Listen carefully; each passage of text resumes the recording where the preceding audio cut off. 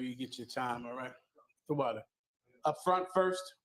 The mic. If I may, I want for our feast that's coming up next Let me get a regular chair if it's okay. Go ahead. Passover. Is that too soft? Yeah. Mm-hmm. Because for the Passover, for our brothers that cannot make it to Cocoa Beach, Florida, Right. Should they? If you don't mind, give me just a straight up chair. Just that. Yes. Should they Go ahead. observe it on that day, or should they do it 30 days later? What is the protocol? Okay, now usually I know there's captains that are over schools that cannot make it to the Passover. I believe that they have it that day on the Passover, and I believe that we somehow found a way to simulcast it, like to share it in the Passover. I believe we put it up on the jumbo screen at the Passover so that we can see them and they can see us. All right. So my memory, that's what we've been doing. So I remember the COVID-19 situation happened and different camps couldn't come, like the UK.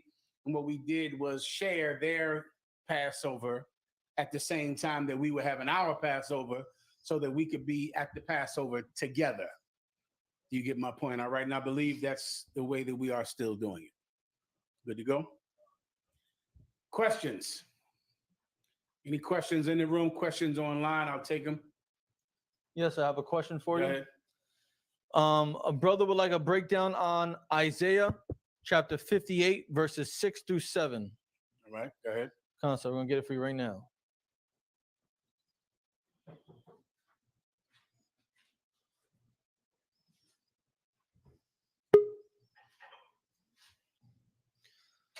Sir. This is the book of Isaiah. Houston has joined us, sir. No sweat. Shalom, Houston. Give Houston a hand out there. All right, go ahead. Sir. Isaiah chapter 58, verse 6. Is not this the fast that I have chosen? To loose the bands of wickedness, to undo the heavy burdens, and to let the oppressed go free, and that ye break every yoke. That's verse 6, sir. Where are we at right now? Isaiah 58, verse 6. Right. Is there a specific question about this? Just a general breakdown from verse 6 All to right, 7. I believe the pertinent part that you need, Isaiah 56, right? Isaiah 56? We're on Isaiah 58, verse Isaiah 6. 58 and 6 through 7, sir. Mm-hmm. Got you. Okay, I think I can start up at, he wants to start at 6, right? Yes, sir. I believe I can start at 4. Yes, start sir. At 4, you got it. Concern. Isaiah chapter 58, verse 4. Behold, ye fast for strife and debate. Read that again. Behold, ye fast for strife and debate. Okay, the point of this precept, which is, if you read the Bible at all, if you come to class, if you're in the Israelite school of UPK learning these breakdowns, what you want to always understand is the spirit in what you're reading, the spirit of the law. The spirit means the point, right? So you want to understand the point. Here's the point to this entire breakdown. Read it one more time. Yes, sir. Isaiah chapter 58, verse 4. Behold, ye fast for strife and debate. Meaning at this time, the people were keeping the fast, speaking about the Day of Atonement. They were keeping the fast. They were not eating and they were not drinking. And yet they were still fighting one another, abusing one another, taking advantage of one another. So they fasted simply for strife. They fasted simply to say, well, I fasted, so that makes me righteous, and that means that I should be able to hurt you.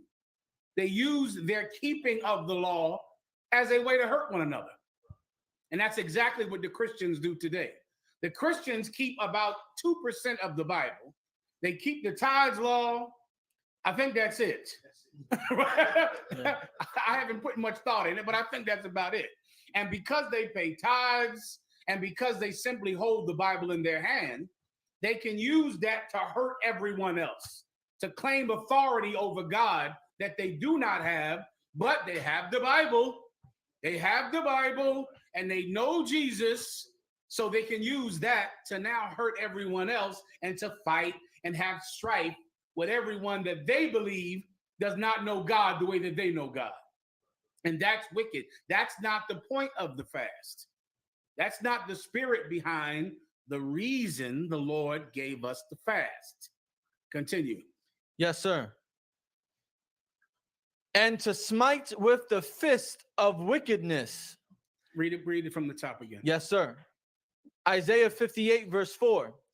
Behold, ye fast for strife and debate, and to smite with the fist of wickedness. That's what I just broke down. They fast for strife and debate, and to smite with what again? To smite with the fist of wickedness. And to smite with the fist of wickedness, meaning they assault each other, hurt each other. The fist of wickedness, meaning they're punching this person wrongfully. Assault is wrong in the Bible. For you brothers and sisters that think it's all right to go in your home and hit your husband and scratch him and claw his face, and for you brothers that think it's okay for you to hit your wife, to beat her, assault is wrong. Most of the way that we treat each other in the home anyway comes from our oppressor. You treat your wife the way the white man would treat her. You treat your husband the way the white man would treat your husband. You treat your children the way the white man would treat your children. Assault is wrong. And you simply fast so that you can feel vindicated for hurting someone. So now you have no conscience about how you hurt someone or how you strive and create strife with someone simply because you fast. Which once again is what the Christians do with finding one law, keeping that one law, and forgetting about the fact that they don't keep any other laws, and now they can hurt people and destroy people. Continue. Yes, sir. 1 second. How's that? I was going to say on that. Mike, no, sure. Christians will be like, you might tell them like, okay, you got the laws, and they will say like, well, do you eat Rice Krispies or do you eat some gummy bears? And they'll be like, all right, well, that gummy bear got pork in there. Right. So you're eating pork, even though it's not intentional or might not be pork in there, but they say it's pork in there, and they say that to say that you don't keep the law. So you can't say that nobody shouldn't keep the law. Yeah, I mean, that's another old tool of Christians, which is why the UPK for years, we've been staunch on finding out what has pork in it and searching out everything and what we have and what has pork in it. And of course, a Christian could care less. A Christian could care less about pork or child molestation or rape or murder. They could care less about anything. Of course, we do care. And so some Christian might use that to make you feel guilty because you haven't found out what is pork in every possible thing in the planet Earth. Come on. And if I may, because we care so much, Officer Bond just reposted a great information on Facebook on what has leaven in it and what things to stay and we can be around during the Passover and Feast of Unleavened Bread. Give him a hand. Outstanding. So you get the point. Let me try to move on. Go ahead. Yes, sir. Anytime you got that drink, brother, I'll take it. No rush. Ye shall not fast as ye do this day. Ye shall not what? Ye shall not fast as ye do this day. So now giving you the point. So now what does that mean? Christians take this scripture and say, we should not fast at all. That's how they read it. Why? Simple. What's the spirit behind their answer? The reason that they use this scripture, they use this part. Read that again. Yes, sir. Ye shall not fast as ye do this day. They use that part to say it's wrong to fast on the Day of Atonement. But of course, Christ talked about fasting in the New Testament. But of course, that they could care less about that. They use that precept to say you should not fast at all. Why? Because they don't want to fast. But what will they continue? The strife, the fighting, and the smiting with the evil fist. They'll continue murdering each other. No one commits more murder than a Catholic, than a Christian, right. Who murders more, but they don't fast. They don't fast because, of course, the scriptures like this are in the Bible. So they don't fast, but they do rape. No one molests a child like a Christian, brother. You give me one Christian man Oh my God, he's molested generations of children. Huh? I'm talking about you can go back to the 70s. And this old uncle or grandpapa has molested the mother, the daughter, the nieces, everybody in the family. But he doesn't fast, because Christians aren't supposed to fast. Christians got rid of the fast and kept the smiting with the fist of evil and kept the strife. So now what does this precept actually talk about? Do out of word. Read it one more time. From the top, sir? No, just from that part. Ye shall not fast as ye do this day. What does that mean now? Houston asked the question, right? No, it was just a brother online. So now what does that mean? You shall not fast as you do this day. Levi. If I may, sir, is it saying that because you fast for basically for strife, you shouldn't fast at all? No, that's not what it means. You shall not fast as you do this day. The precept in it is when Paul said it in 1 Corinthians 5, when he says, keep the feast, but throw out the old leaven. So you're going to keep the feast, but you're not going to keep it the way you were keeping it. You're going to keep it differently. I just gave you the answer. Go ahead. You're not going to fast. You're not going to fast and do the exact same carnal thing you did before. You're not going to fast like you fast now. As you fast means like you fast. How do they fast now? Meaning at the time when this prophet wrote this. So you want me to read the scripture? Go ahead. 1 Corinthians 5:8. Therefore, let us keep the feast, not with old leaven, neither with the leaven of malice and wickedness, but with the unleavened bread of sincerity and truth. Because what did Paul see at that time in the school of Corinthia? Please come on. Like just saying they were keeping the fast, the feast, whatever, but they were doing it while being carnal. They were purifying, changing themselves. They were keeping the Passover and the Feast of Unleavened Bread, but there were brothers there, or a brother there who had slept with his father's woman, and he was at the feast, laughing and joking about how he slept with his father's woman, and the men were relishing it as if it was a victory story. The way some young, foolish men do when they can find some woman simple enough to have sex with them. They go to their friends and they glory in it. Well, they were doing that in the school in Corinth, man. I cannot see it. If I can move this thing right here, I can't see the class. Is this impossible to move? No, sir. I might have to raise my chair, but if that's the case, or to the side or something like that would be better, all right? He was talking about it, and Paul heard about it, and of course got very, very angry about it. And so he's telling them, you can't keep the feast like this. If you're going to keep the Passover, which you should, you're going to have to throw out that old leaven. Leaven meaning that yeast, that thing that makes you puff up, that thing that makes you rise. You got to get rid of that, man. Meaning really keep it. If you're going to actually do a thing for God, go ahead and do a thing for God, as opposed to just doing the surface level attempt. Go ahead and actually be righteous. If you're going to keep the Passover, then keep it with righteous people, man.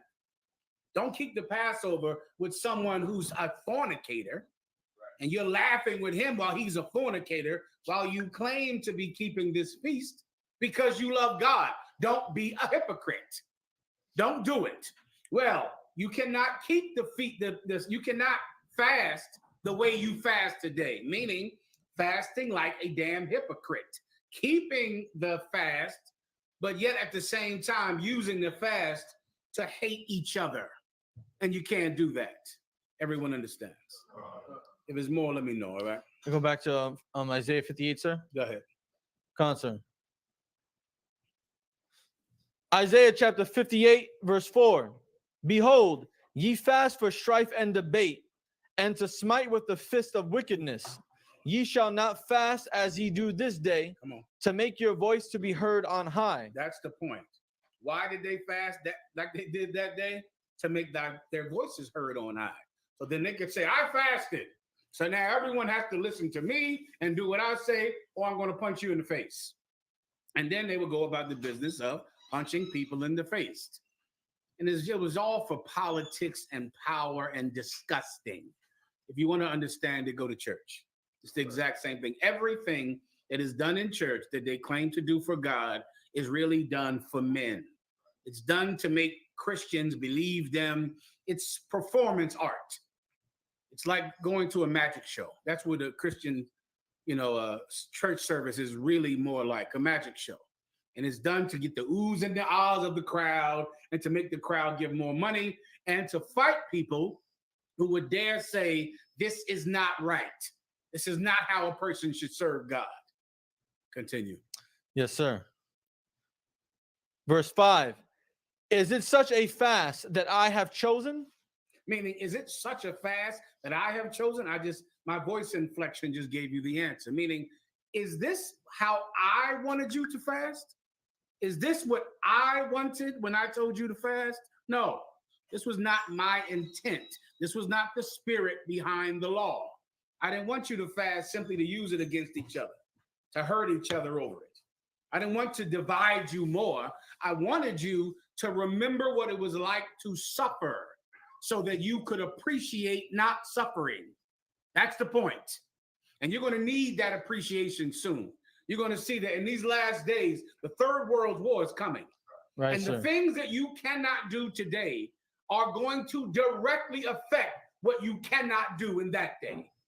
The way you live your life today, the weakness that you've allowed to fester in your mind all of these years, there's a time coming for hard men and women.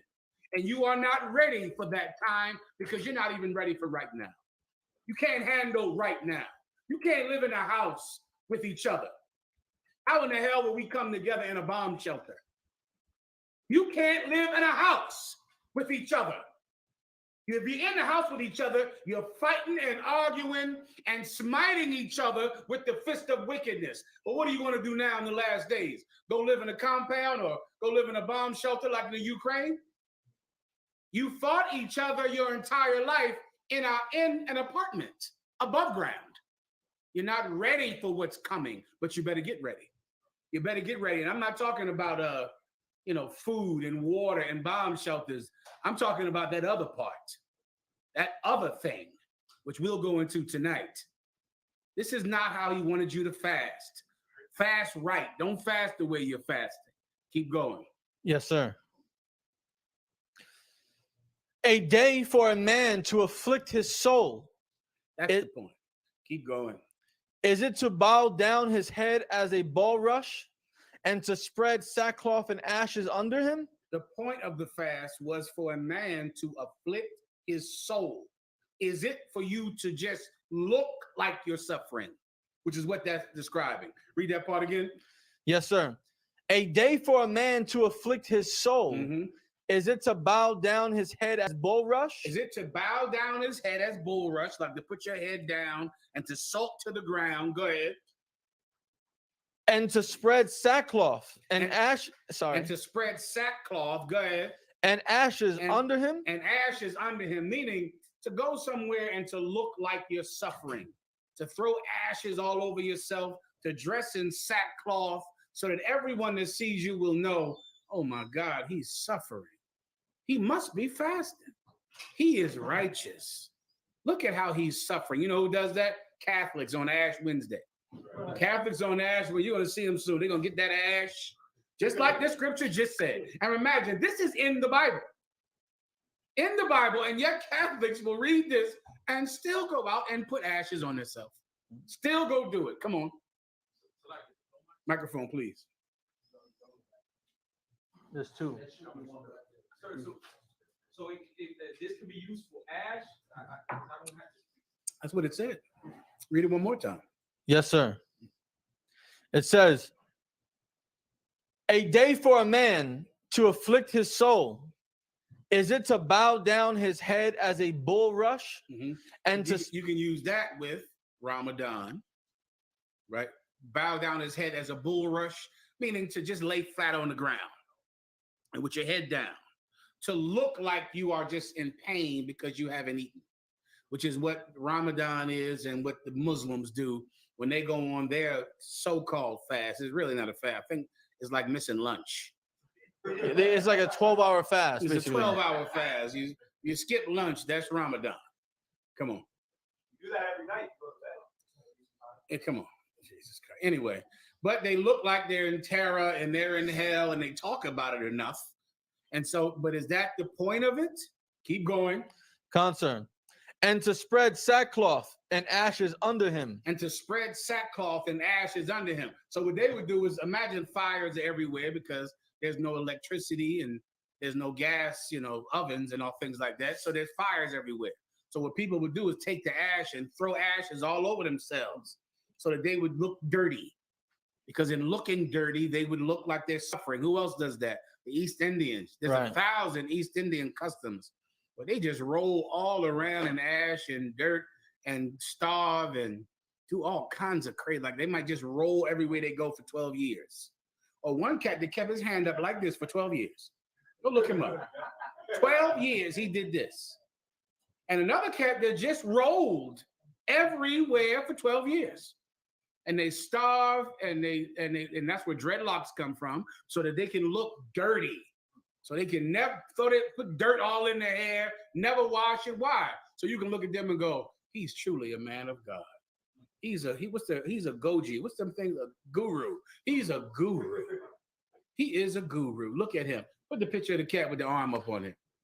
You'll find it. Look up East Indian man who held up his arm for 12 years.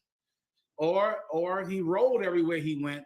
The point is they're doing all these things not to get closer to some deity. They're doing it for people to look at it and to think you have authority with God because you're suffering so much. And Israel began to do the same thing. Look at this fool here. That's real. That's him. The arm got all shriveled and skinny, and it was just stuck after he got done. It was just stuck up there, right? And now, what do you have coming up? Ash Wednesday. Ash Wednesday is when every Christian will go to the church and they will fast. They will go without food. Lent, which is when I think they go without meat for 40 days or something like that. No, something like 40 Lent. 40 days without meat. You got to give up something for 40 days. I think they don't eat fish. No, they don't eat meat on Friday. They give up meat for every Friday of Lent. And they give up some type of pleasure. That is an unrighteous fast. Ramadan is another unrighteous fast. It's a fast for the sake of the eyes of the people who are watching, so that they can see it. And so they take the ashes and rub it and make a cross on their forehead, so that everyone that sees you goes, you're a good Catholic. You must be celebrating Lent. You must not eat meat on Fridays. That is not how God wants you to fast out. A fast is for you to suffer in silence. Guess what? The third world's war is coming. You're going to need that kind of discipline. You're going to need it. And if you don't have it now, what makes you think you'll have it then? What do you think the Ukraine thought? I saw some stupid movie called This Is Up. Who heard of this? Everybody told me about This Is Up. Right? Who knows about This Is Up? Raise your hand. It's about on Netflix, where it's a whole thing about is a meteorite going to strike the earth, and you better get there. It's about environmental issues. How you need to worry about the environmental issues, because if not, there's going to be a comet is going to come and kill everybody. And so I watched that movie. This was a very popular movie, and I wonder how popular it was in the Ukraine before they got an immediate problem. There are problems that you think you have off in your mind, the ozone layer and the environment, and this problem and this problem. And then there's a problem that is right here in front of you. And I wonder how popular things like that were in the Ukraine before they had a problem that could not be ignored. Those kind of problems are coming to you. And here's the real problem. You're going to need strength that you have not cared about in your family or in your personal life ever. You're going to need to be able to work together. You're going to need to be able to get along. And if you can't get along, how in the hell are you going to suffer with one another? How will you be together in some basement waiting for the bombing to end when you couldn't get along in a house, a 2-story home? Sir. Come on. Imagine that. Now imagine, put that picture back up there. Yes, sir. Now imagine that's the Ukraine right now. That's the Ukraine. Now, you are in a house with somebody and you argue and fight and the police have to come to your home. The police are at your front door, and you in there with your woman, and you cannot get along. What are you going to do then? You're not ready for the Third World War. You're not ready. You're not ready for this. And there's so much more to getting ready than water and cans of food. You're going to kill each other over the water and the cans of food. You're going to kill each other in that day. You better get ready. This is about real fasting where you suffer, man. That's the Day of Atonement for those of you brothers and sisters who have done it. You should never look like you're suffering. The precept is in Matthew, I think the sixth chapter.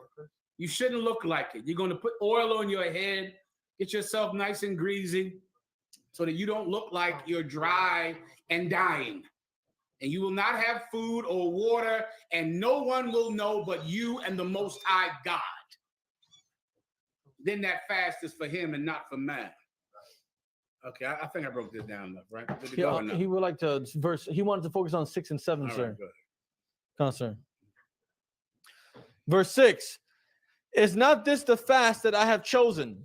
To loose the bands of wickedness, to undo the heavy burdens, and to let the oppressed go free, and that ye break every yoke. That's the fast that he chose. What's the fast he chose? The fast where you afflict your souls, and you don't do it to be seen by laying like a bulrush or throwing ashes on yourself. The fast that he chose is the one where your soul suffers, and men don't get to benefit from people knowing about it. You don't get the benefit of going, oh, he's so righteous. Oh, look at him with the ashes on his forehead.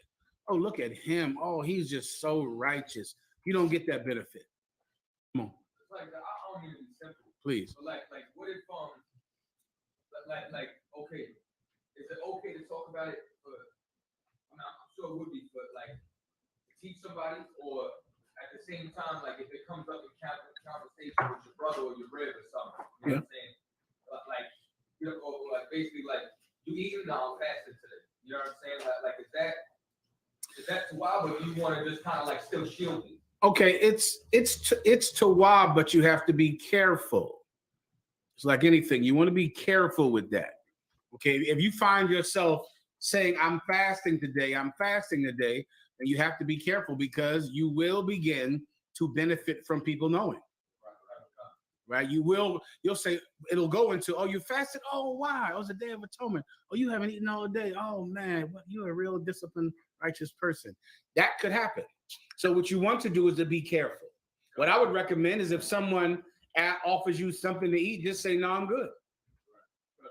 That's it. You want something? No, I'm straight. You sure you have eaten all day? No, I'm good to go. You hungry? No, I'm straight. Now, does that mean there won't be an instance where you should tell someone? That could absolutely happen, where for the sake of the truth, you should let them know that could happen. It's better that it happens after the fast. That's better. Then, of course, it's done, it's over, and you can explain things to them so that they can follow in your path. So it's something that could happen, and you can say it. It's not unlawful to say, but you should be careful. All right? No sweat. Go ahead. Concern. Do me a favor, I left my whip back there. Can you grab Verse 7. Go ahead. Is it not to deal thy bread to the hungry, and that thou bring the poor that are cast out to thy house? When thou seest the naked, that thou cover him? That's the point of the fast. The point of the fast is to make you a person that can be more generous because you're less greedy. You're not greedy. How do I know you're not greedy? Because you can suffer. You're able to go through it. How in the hell will you suffer? You can't get off of weed. I saw that tall sister, that old Melissa Griner, or whatever her name is, that big tall sister. Brittany Griner. That's a sad and embarrassing woman, man. We're at the beginning, the apex, or the beginning of the Third World War, and a black woman is in the news because she's a lesbian and a drug addict. And now she's arrested in Russia. She's not arrested in Russia because she's a freedom fighter. I can see if she's over there trying to free the Ukraine or trying to do something admirable. She's arrested in Russia because she had that CBD oil in her bag. Come on. I believe they're saying it was ash oil. wasn't even. Jesus, what, hash is like heroin or something, right? They take the TA, they take the stuff from the weed, cook it down. Is it weed or is it heroin? It's high concentrated weed. She's a dope fiend, a drug addict, and a lesbian, and Russia don't like either one. And now she's in jail now. They expect everybody to, protest for her because she's in Russia and can't stop getting high or being a lesbian in Russia. That's shameful. Right. She's not ready for the Third World War. Clearly, she's in jail. She's in jail for drugs. In the middle of a goddamn worldwide war, she has to get high. Well, what are you going to do because you smoke cigarettes? And you use CBD paste or oil or however you can ingest it, rub it through your damn skin. You got the CBD lotion, the CBD eye drops, the CBD foot massager, sunscreen, the CBD what? Sunscreen, lip balm. However you can get it in you. Come on. CBD everything because you're a drug addict. Right. And they find a way to get it in you. Now, what in the hell are you going to do in a basement? What would you possibly do but claw the brick out of the wall so you can get high? Claw through the goddamn wall so you could run down the street and knock on every damn door to find someone that can give you your fix. You're not ready for the Third World War. Right. You're not ready. Come on. Yes, sir. Verse 7. The end of verse 7. And that thou hide not thyself from thy own flesh.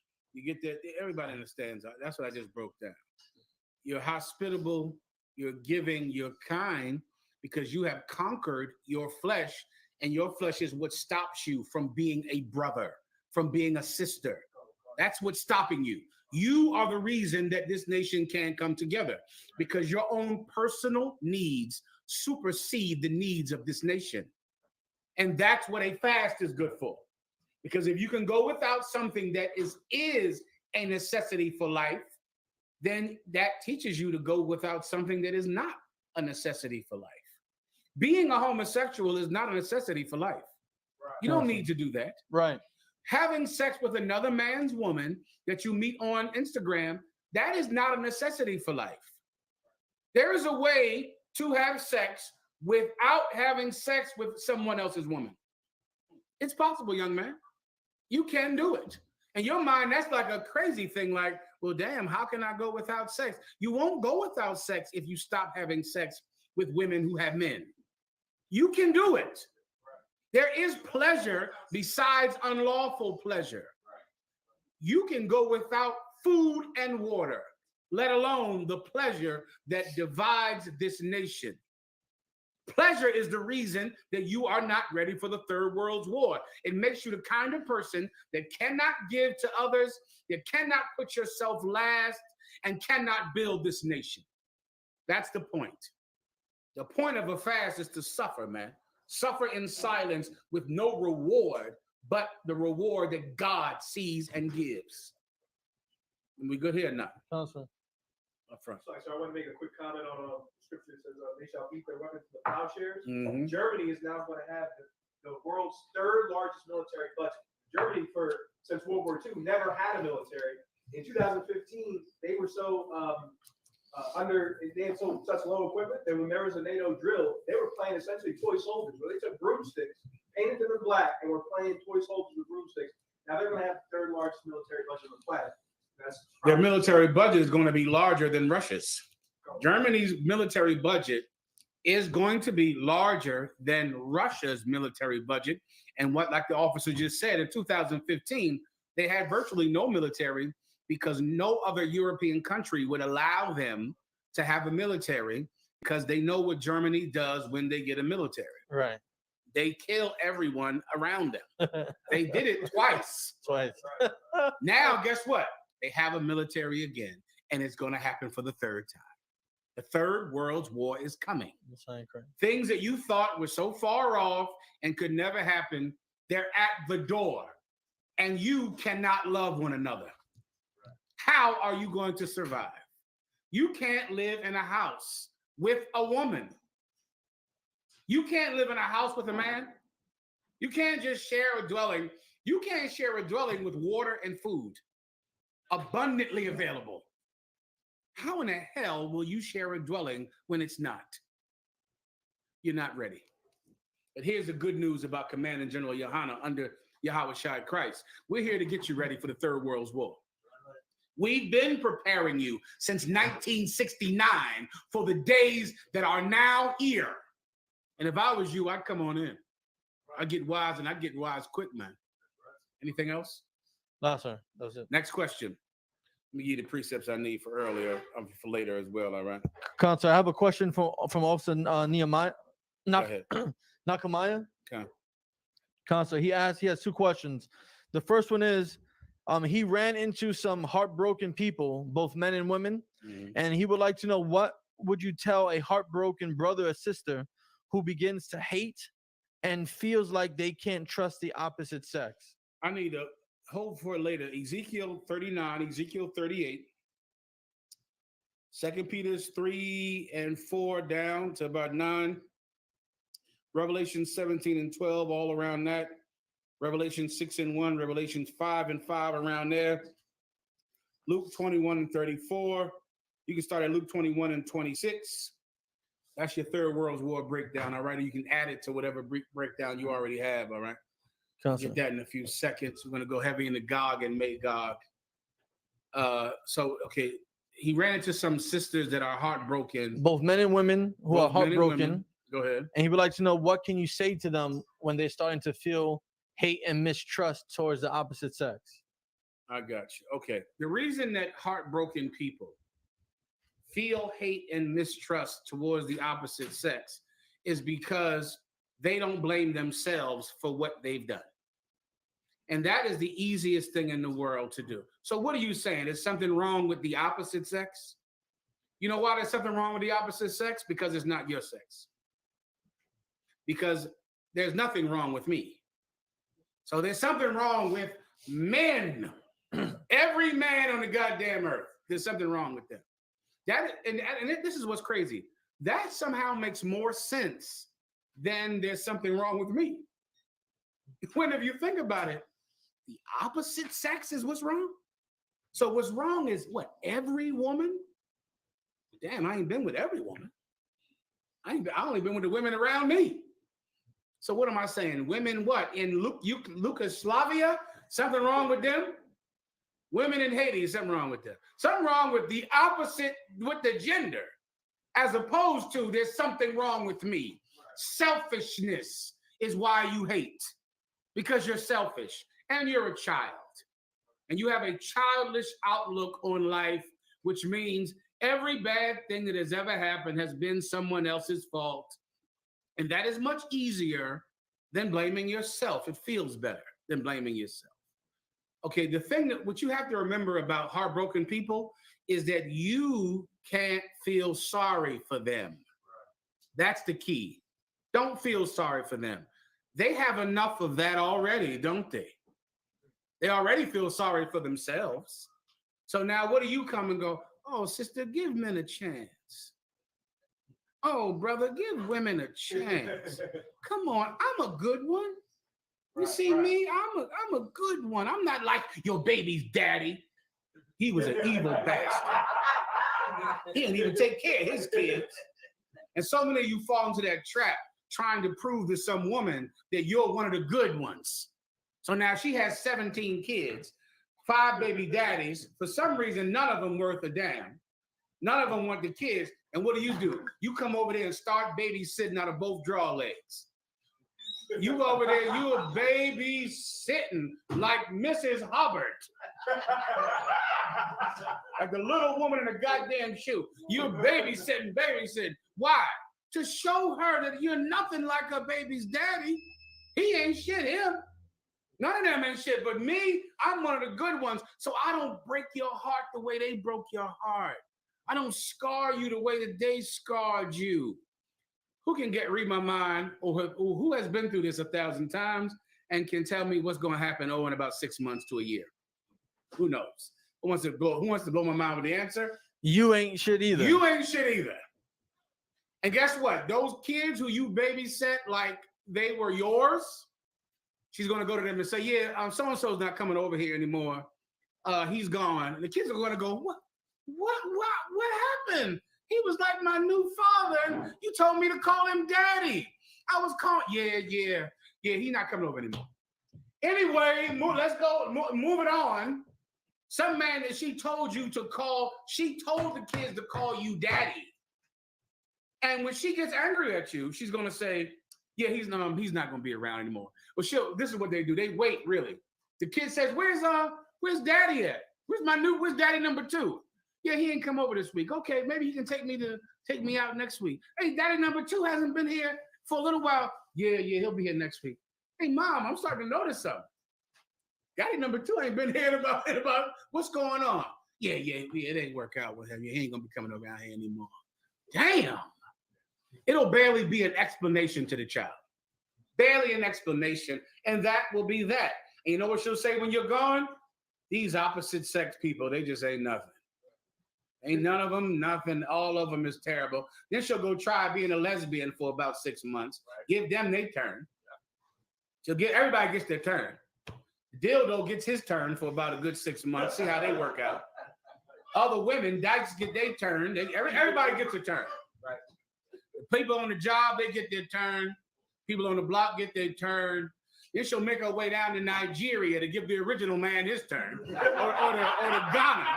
She'll go to Ghana, searches, give the original man his turn. Somehow he took every penny she had and left her sitting there dry as she could be. Right. He had his turn, and then you find her hating the opposite sex. Hate yourself. That's what Job said. Job, all of his children died. Give me Job, the 45th, the end of the last chapter, the 45th verse. Every one of his children died. God gave permission that they be killed. He was a rich man that lost every penny. God gave permission that he lose it all. His health went bad. He had boils and scales began to form over his eyes. God gave permission that his health become poor. And at the end of it all, he said, I abhor myself. I got it right here, sir. Please. Concert. This is the book of Job, chapter 42, verse 6. Wherefore I abhor myself and repent in dust and ashes. He did what? Repent. He did what? Repent. He repented in dust and ashes. That was Job. Now, what are you, hating the opposite sex? You hate someone else. All of your troubles are their fault. You know what you should do? Hate yourself. Say to yourself, I done had sex with every gender, every species. I done had sex with inanimate objects, and I'm still unhappy. Maybe there's something wrong with me. I hate how I am. I hate how I think. I hate my upbringing. I hate my state of mind. I hate how I make choices. And then repent. And what you'll find is that there's a new life at the other end of a new you. That's what you'll find. Next question. Counselor, his second question, sir, was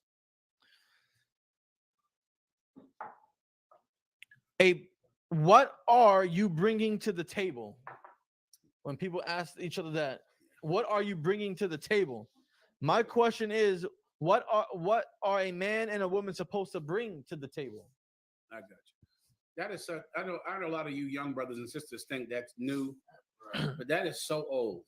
I mean, I might go back to the. Come on. Eddie Murphy, what have you done for me? God, I mean, that is old as the 80s or 70s. That whole, what are you going to offer me? What do you have to offer? What do you bring to the table? What have you done for me lately? Here's the key. Anyone who tells you that, leave them. Do not have sex with a woman that says that term to you.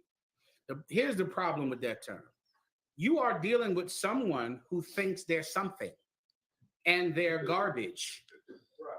And that's what that should tell you. If someone says, what are you bringing to the table? You say, I'm not even here. Poof. Disappear. What am I bringing? I'm not even here. She look up and you're gone. Right. The key to that is don't convince anyone that you're bringing anything to the table. Don't try to talk some whore into being with you. Don't do that. Now, are you going to do it? Yes, because you listen to nothing I say. So you're still going to do it, okay? But I will not feel sorry for you when you do it. Because if you're laying out the whole, this is what I bring to the table. I'm going to give you the knowledge of the Bible. I'm going to lay out the scriptures to you. I'm going to give you direction and bring you. Yes, and she's listening to all that. And she is not going to take any of it at all. She's going to tell you that she wants the truth and that she'll take what you have what you bring to the table. But when you begin to offer it to her, she is going to reject it, because here's the truth of her. Are you listening? Here it comes right now. She doesn't want anything brought to the table. Nothing, because she wants to leave you and find someone better. So no matter what you bring, it's not enough, because she doesn't want a reason to stay. She wants a reason to leave. So if you say, I'm giving you all the money in the world, do rich men get divorced? So what in the hell did they get divorced for? Right. Why are rich men getting left? Name them. Jeff Bezos. Bill, what's his name? Bill Gates got divorced. She left him. Jeff Bezos, she left him. Kanye West. Say again. Elon Musk, the richest man in the world, he just broke up with his girl. Why are billionaires getting left by women? What do they bring to the table? Billions of dollars. That's what they bring to the table. And they are still getting left. It's a myth. It's a myth that any woman stays with you because you bring something to the table. That's a myth. That's not true. Let me tell you something else that women won't let you know. These women will have sex with you when you're penniless and homeless. Right. They'll serve that tail up to you fresh and hot. Well, you have nothing. Am I making this story up? Do you need money to have sex with a woman? So what in the hell are we talking about?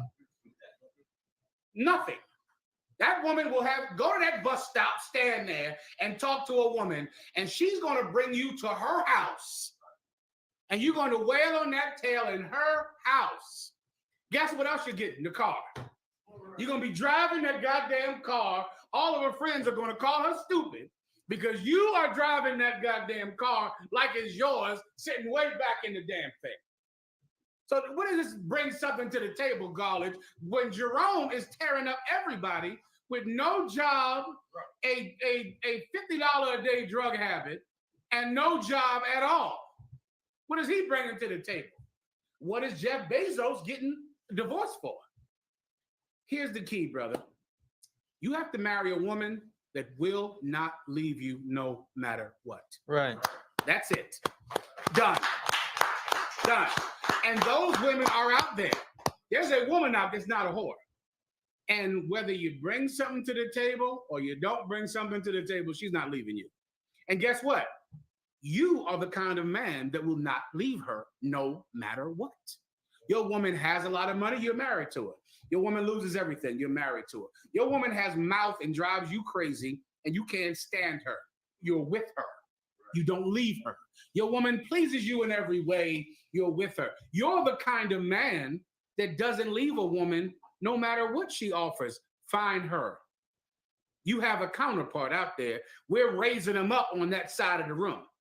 We're raising women like that who just, when they give their body to someone, they're not leaving if the table is bare.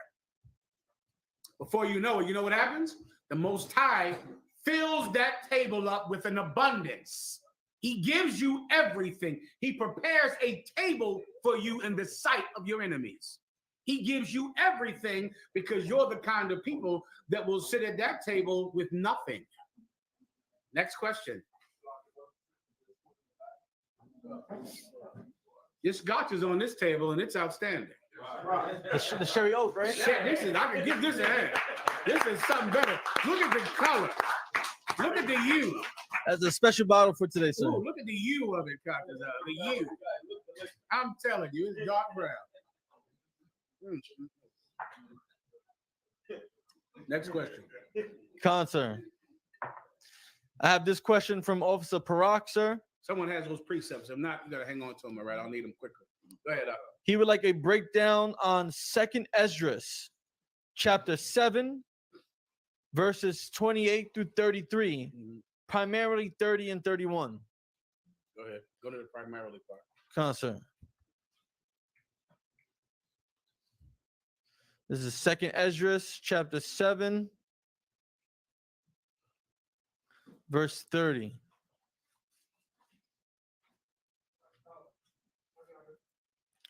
Second Esdras, chapter 7, verse 30. And the world shall be turned into. Abijah got it. Go ahead. Concern. Verse 7:30. Mhm. And the world shall be turned into the old silence 7 days, like as in the former judgment, so that no man shall remain. Keep going. 31, Right here, this is the part. Verse 30 and 31, sir. Are we at 30? context. What's the old silence? The old silence is when the truth was not taught. That's the old silence, right? At the time when no one knew the truth, there were no prophets of God. The Most High said, thy prophet shall be as the fox in the wilderness. Like a fox knows how to get away and hide. And there was a time when your prophets were hidden, when no one saw them, no one knew that right and acceptable word of the Most High. And in that, come on. Come on. Would that be Daniel when the book was sealed? That's correct. That's when that book was sealed, Daniel prophesied. There was a time during the time of Nat Turner, there was no way to be in the truth. There was so much time before 1969, there was no way to be in the truth during the time of Harriet Tubman, during the time of the 1920s or the 1950s, of the late 1960s. There was a time back during this time, 1,000 years ago, when there was no way to be in the truth during the time of the apex or the end of the Roman Empire. There was no way to be in the truth. That was the old silence when the truth was gone. Go ahead. 7 days, like as in the former judgment. 7 days, meaning what? A complete period of time, like the former judgment. What's the former judgment? Come on. Okay, not Babylon being the former judgment, but the former judgment meaning that we were, let me try not to give it to you. Former judgment meaning the Most High took his prophecies from us, right? And there's so much of that. You can go back to the garden. You can take that back to when Adam was kicked out of the garden. You can take that back to when the Most High took his blessing from us, his protection from us, and we didn't have his words, which is why it's called a silence. Come on, please. This is 2nd Chronicles chapter 15, verse 3. Now, for a long season, Israel had been without the true God, and without a teaching priest, and without law. That's a perfect precept. Give him a hand. Perfect.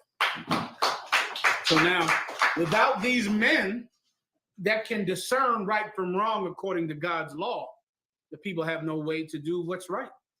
They have no way to know what's right. And the Lord is saying it's going to happen again. Go ahead. So that no man shall remain. So now, because there's no truth, because the word of God is not coming out of a man's mouth, everyone dies. Everyone falls to homosexuality, to drug addiction, to the eating of pork and shrimp and crab, to violence, to crime, to lies, to oppression, because there's no man giving God's will. Is that his point? Is that the point or not? No. Good to go, Asher? Is that it? Verse 31, sir. 31? John 31. And after 7 days, the world that yet He don't hear from me, please. Get your phone number. awaketh not So like, shall be raised up. so like, we have to switch the valves again. Turn the Okay. valves up to get the heat. Do that. That's a problem. Let me know. You ain't gotta jam me up there, B. Be careful with this thing. They just gotta be diligent. Maybe we should wait there. Let's wait till we get done. I need to get decapitated up there. God forbid. Go ahead. God forbid. All right, go ahead. Read the last part. Last part shall be raised up, and that shall die, that is corrupt. Yeah, read it again. Mhm. And after 7 days, the world that yet awaketh not shall be raised up. After 7 days, the world, the society that yet what? that yet awaketh not. That yet awaketh not. This society that is not awake yet, after 7 days, go ahead, Shall be raised up. then it gets raised up. That's the kingdom of Christ. These men and women who have decided to forget their own lust and their own pleasure and their own selfishness and to live for Christ. That's them. And the Lord prophesied that one day they would be awakened. They would be awake and they would be raised up. Raised up meaning they would get power. They would get authority. Everyone understands. We're in those times right now. Right now, we're awake. The old silence is over. And now we're awake. And we're waiting for the Third World War as a sign that our king is returning. Keep going. That's it, I think, for that, right? Yes, sir. Next. A bun. General breakdown of Ecclesiasticus chapter 21 verses 22 to 23, sir. Go ahead. Ecclesiasticus chapter 21 verse 22. A foolish man's foot is soon in his neighbor's house, but a man of experience is ashamed of him. You need a general breakdown on this. Meaning like A soon- foolish man, read it again. A foolish man's foot is soon in his neighbor's house, Keep going again. but a man of experience is ashamed of him. Ugh. How does a foolish man's foot soon in his neighbor's house? What are the two greatest commandments? Love the Lord thy God with all thy heart and all thy soul, and love thy neighbor, love thy brother as thyself. So much of the law is about being civil to one another. You're going to need the civil law for the Third World War. You're going to need to know how to talk to one another, how not to violate each other. A foolish man's foot is soon in his neighbor's house. Doing what? Having sex with his neighbor's wife, violating his neighbor's goods, stealing from his neighbor, right? Hurting his neighbor, assaulting his neighbor, taking from his neighbor, right? If you're a fool, then what you are definitely quickly going to violate your neighbors, the people around you. You're going to hurt them. Ask any police detective. The minute someone gets killed, you don't have to look long. Just look to their family. That's who killed them. It's about as quick as you want. You can just look for whoever knows them. Whoever knows who is a woman that's dead, no problem. Find her boyfriend, find her husband first, because 9 out of 10 he did it. It's a man that's killed. Find his wife, find his brother, find his cousin, find his best friends, find the homies he hangs with. They did it. They did it. Because everyone is trying to hurt the people that they need. And that's why you won't be ready for the Third World War. Because you need one another, but you hurt each other. A fool, you're quickly running to go steal from your neighbor, lie to your neighbor, have sex with his wife, and molest his children. And you desperately need him. He's your neighbor. But a wise man would be ashamed of you. You would be ashamed of brothers sleeping with another man's woman. That's a shameful thing. That's nothing to sing songs about having sex with another man's woman. That's a shameful, shameful thing. If you weren't such a goddamn idiot, you'd be ashamed of it. Stealing is a shameful thing. Come on, if you don't mind. The brother showed me some young brother, he showed me some video about some rappers stealing chains from each other. Do y'all know about this? No, sir. I think to myself, what are you, a chain snatcher? You snatching? Why don't you snatch purses? Like, what are you? You snatch a chain off of somebody's neck and what? Go running? What is that, like a gangster? The chain snatcher. Well, you can't have a chain around this nigga, because if you have a chain, he snatches your chain. He's a car thief and a person. I'd hate to see you at the first of the month with my grandma around, because my grandma might have a check in her purse at the first of the month. And what are you going to do? Snatch the purse? Are you a purse snatcher and a chain snatcher? You're quick to violate your neighbor. You're quick to go in the same neighborhood in the same check cashing place that you lay out in front of and beg out in front of and snatch a purse, or what? Snatch somebody's goddamn necklace off of their damn neck, where no one can wear a necklace because you snatch necklaces. What are you, a petty thief? Are we supposed to, what is that, gangster? To be a petty thief. You're a car thief. You steal cars, snatch chains, and rap and steal purses. And what are you, proud of it? You're not even a real criminal. You're like a goddamn purse snatcher and chain snatcher. And to you, it's like great. That's not robbing a bank. You ain't Ocean's 11. You snatch a chain off a nigga neck and go running. And what do you think you are, Ocean's 11? A wise man would be ashamed of you. You're shameful and pitiful, and that's that. You're a small-time thief and a crook, and it's shameful and disgusting. Anything else? Go ahead. Like verse 23. Go ahead. Verse 23. A fool will peek in at the door into the house. A fool will peek in. Look, he wearing a chain. Look at grandma. She got a purse. It's the first of the month. Look at grandma. Look at her in that wheelchair. She got a purse. You know, I mean, you'll peek in and look to steal from someone. And when the tanks come, this whole neighborhood is falling. This whole neighborhood. And you are peeking in people's houses to steal from the people who look like you and live in the same condition as you. You're disgusting and a shame. And one day the Most High will give Commanding General YAHANNA power to give me power. And then we'll get some real work done here in the name of the Lord. All right. Anything else? All right. About you? Yes, sir. I know it's very long. If I can get an understanding of Daniel's 11th chapter, when it comes to the kings and who we know and who they are, for camp purposes. Let's see. Go ahead.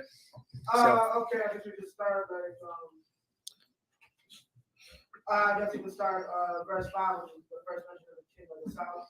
Verse 5, and the king of the south shall be strong, and one of his princes. What chapter? The king of the south, I believe that is Persia, the king of the south. That's the Persian Empire. Is that right, Abba? Would it be Ptolemy? He was Egyptian. Come on. Oh, this is the four. This is the four ones. I think that this was like he said, the one that went to the south and the one that went to the north. So the one Salaki. that was ruling Greece and the one that was ruling Rome. So this is after Alexander. Yes, sir. This is the four. Okay. So the south, you have to look at who is that in the south? It would be Ptolemy, and the north would be Seleucid. Solid. Seleucids, Ptolemy was the king that was over what we would call Israel, Asia, like that part. That was Ptolemy. This is about Alexander. Alexander died, and his four generals became kings over the area that Alexander ruled. They split it up into four pieces. Come on. Sir, just to ask, it wasn't Egypt that No, I'm sorry, Ptolemy? I messed it up. Salah. Yeah, right. I messed it up. Salah. Ptolemy was in charge of Egypt. Oh, sir.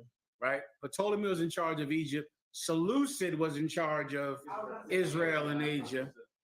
Okay, what was the other ones? It was two other ones. You can look those up. Come on. Wait, Come I on. thought this was the prophecy about You got to read it to me then. Skip up 2 verses. 2 verses. Go ahead. Verse 7. But out of a branch of her root shall one stand up. Two more verses. Up.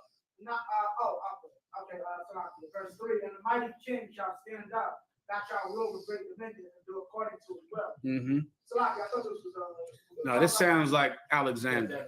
Yeah. I thought this was talking about the king of the north. No.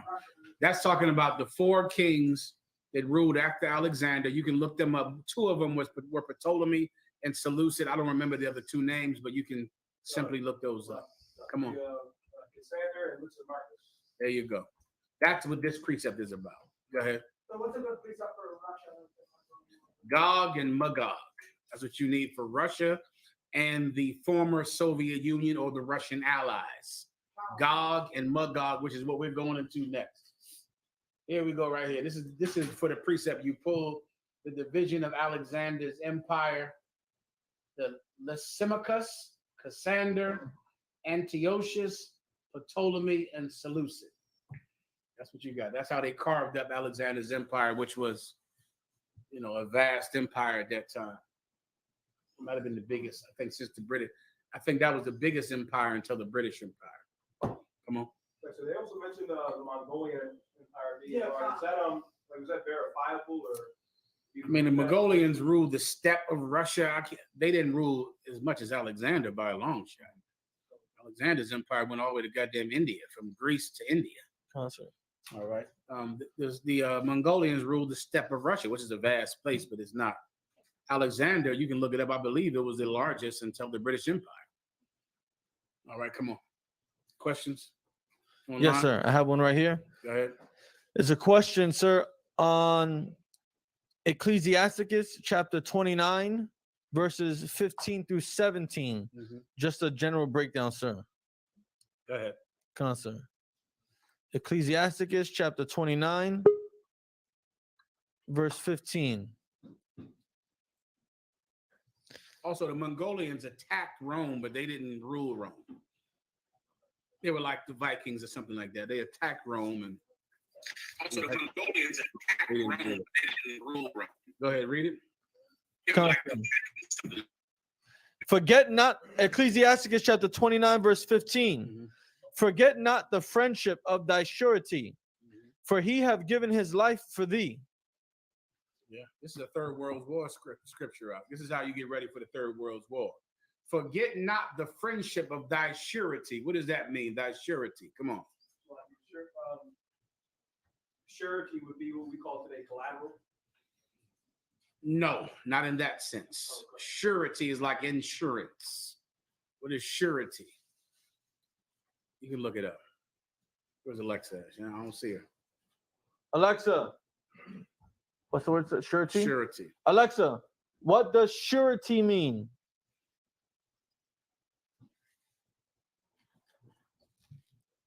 Alexa, what does surety mean? As a noun, surety is usually defined as a person of less than average stature. Alexa, what does surety mean? Surety is usually defined as security against loss or damage or for the fulfillment of an obligation, the payment of a debt, etc. I'll take that. Alexa, stop. I'll take that. A surety in the sense of a person, because we're talking about a friend, is a person who you rely on. This person is insurance, meaning you might lose everything, but you have her. You might not have a place to live, but you have him. That person is your friend of surety. This person, because they're in your life, you have insurance against bad times. The Bible says a friend is for the day of adversity. To get through the Third World War, you know what you're going to need more than water, more than canned goods? Friendship. Please believe me, that's what you're going to need. Friendship will be the only thing that ensures your life, because you have him, because you have her. Now remember that when you're fighting in your house. A lot of you stupid bitches, excuse my language, but you dumb, stupid bitches. This brother, you're running out of your home and you hate him for having another woman.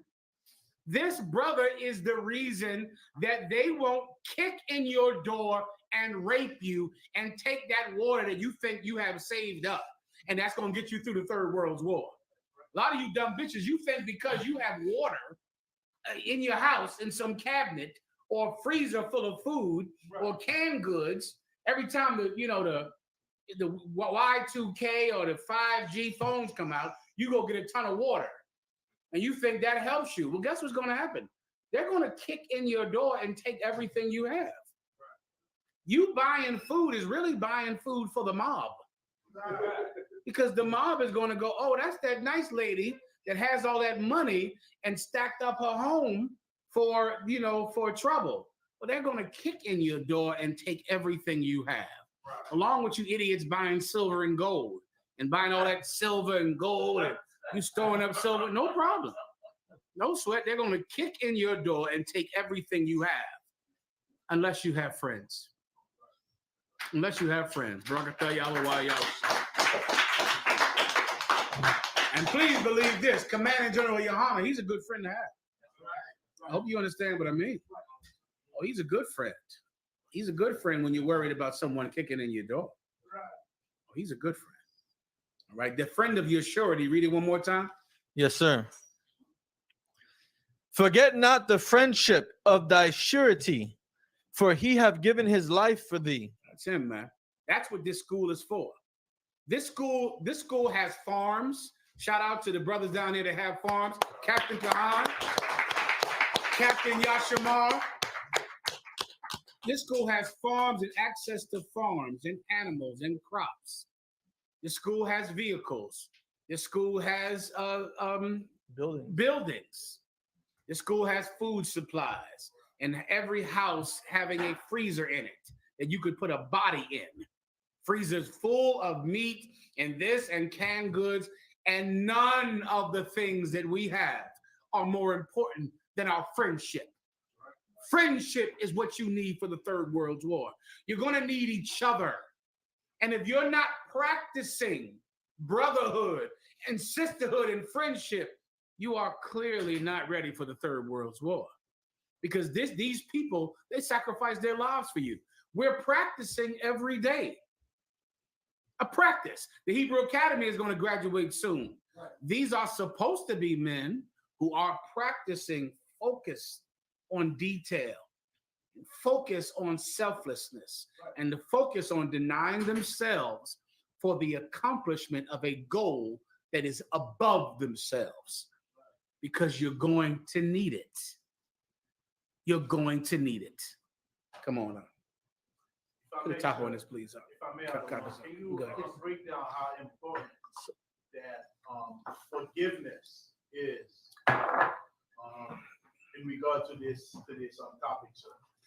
Yeah, I mean, forgiveness is, how can I describe how important forgiveness is? If I may, sir. Please. I'm asking that question because a lot of times, like me having brother under me, yeah, ladies like holding grudges, and I see, as I'm looking from the outside, I could see how it's hurting the school, how it's stopping progress because of somebody holding a grudge. Got you. They don't see it?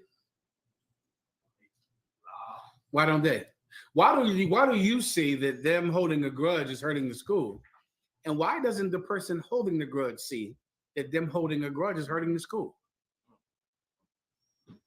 Let him answer. The seed is not, they're not rooted.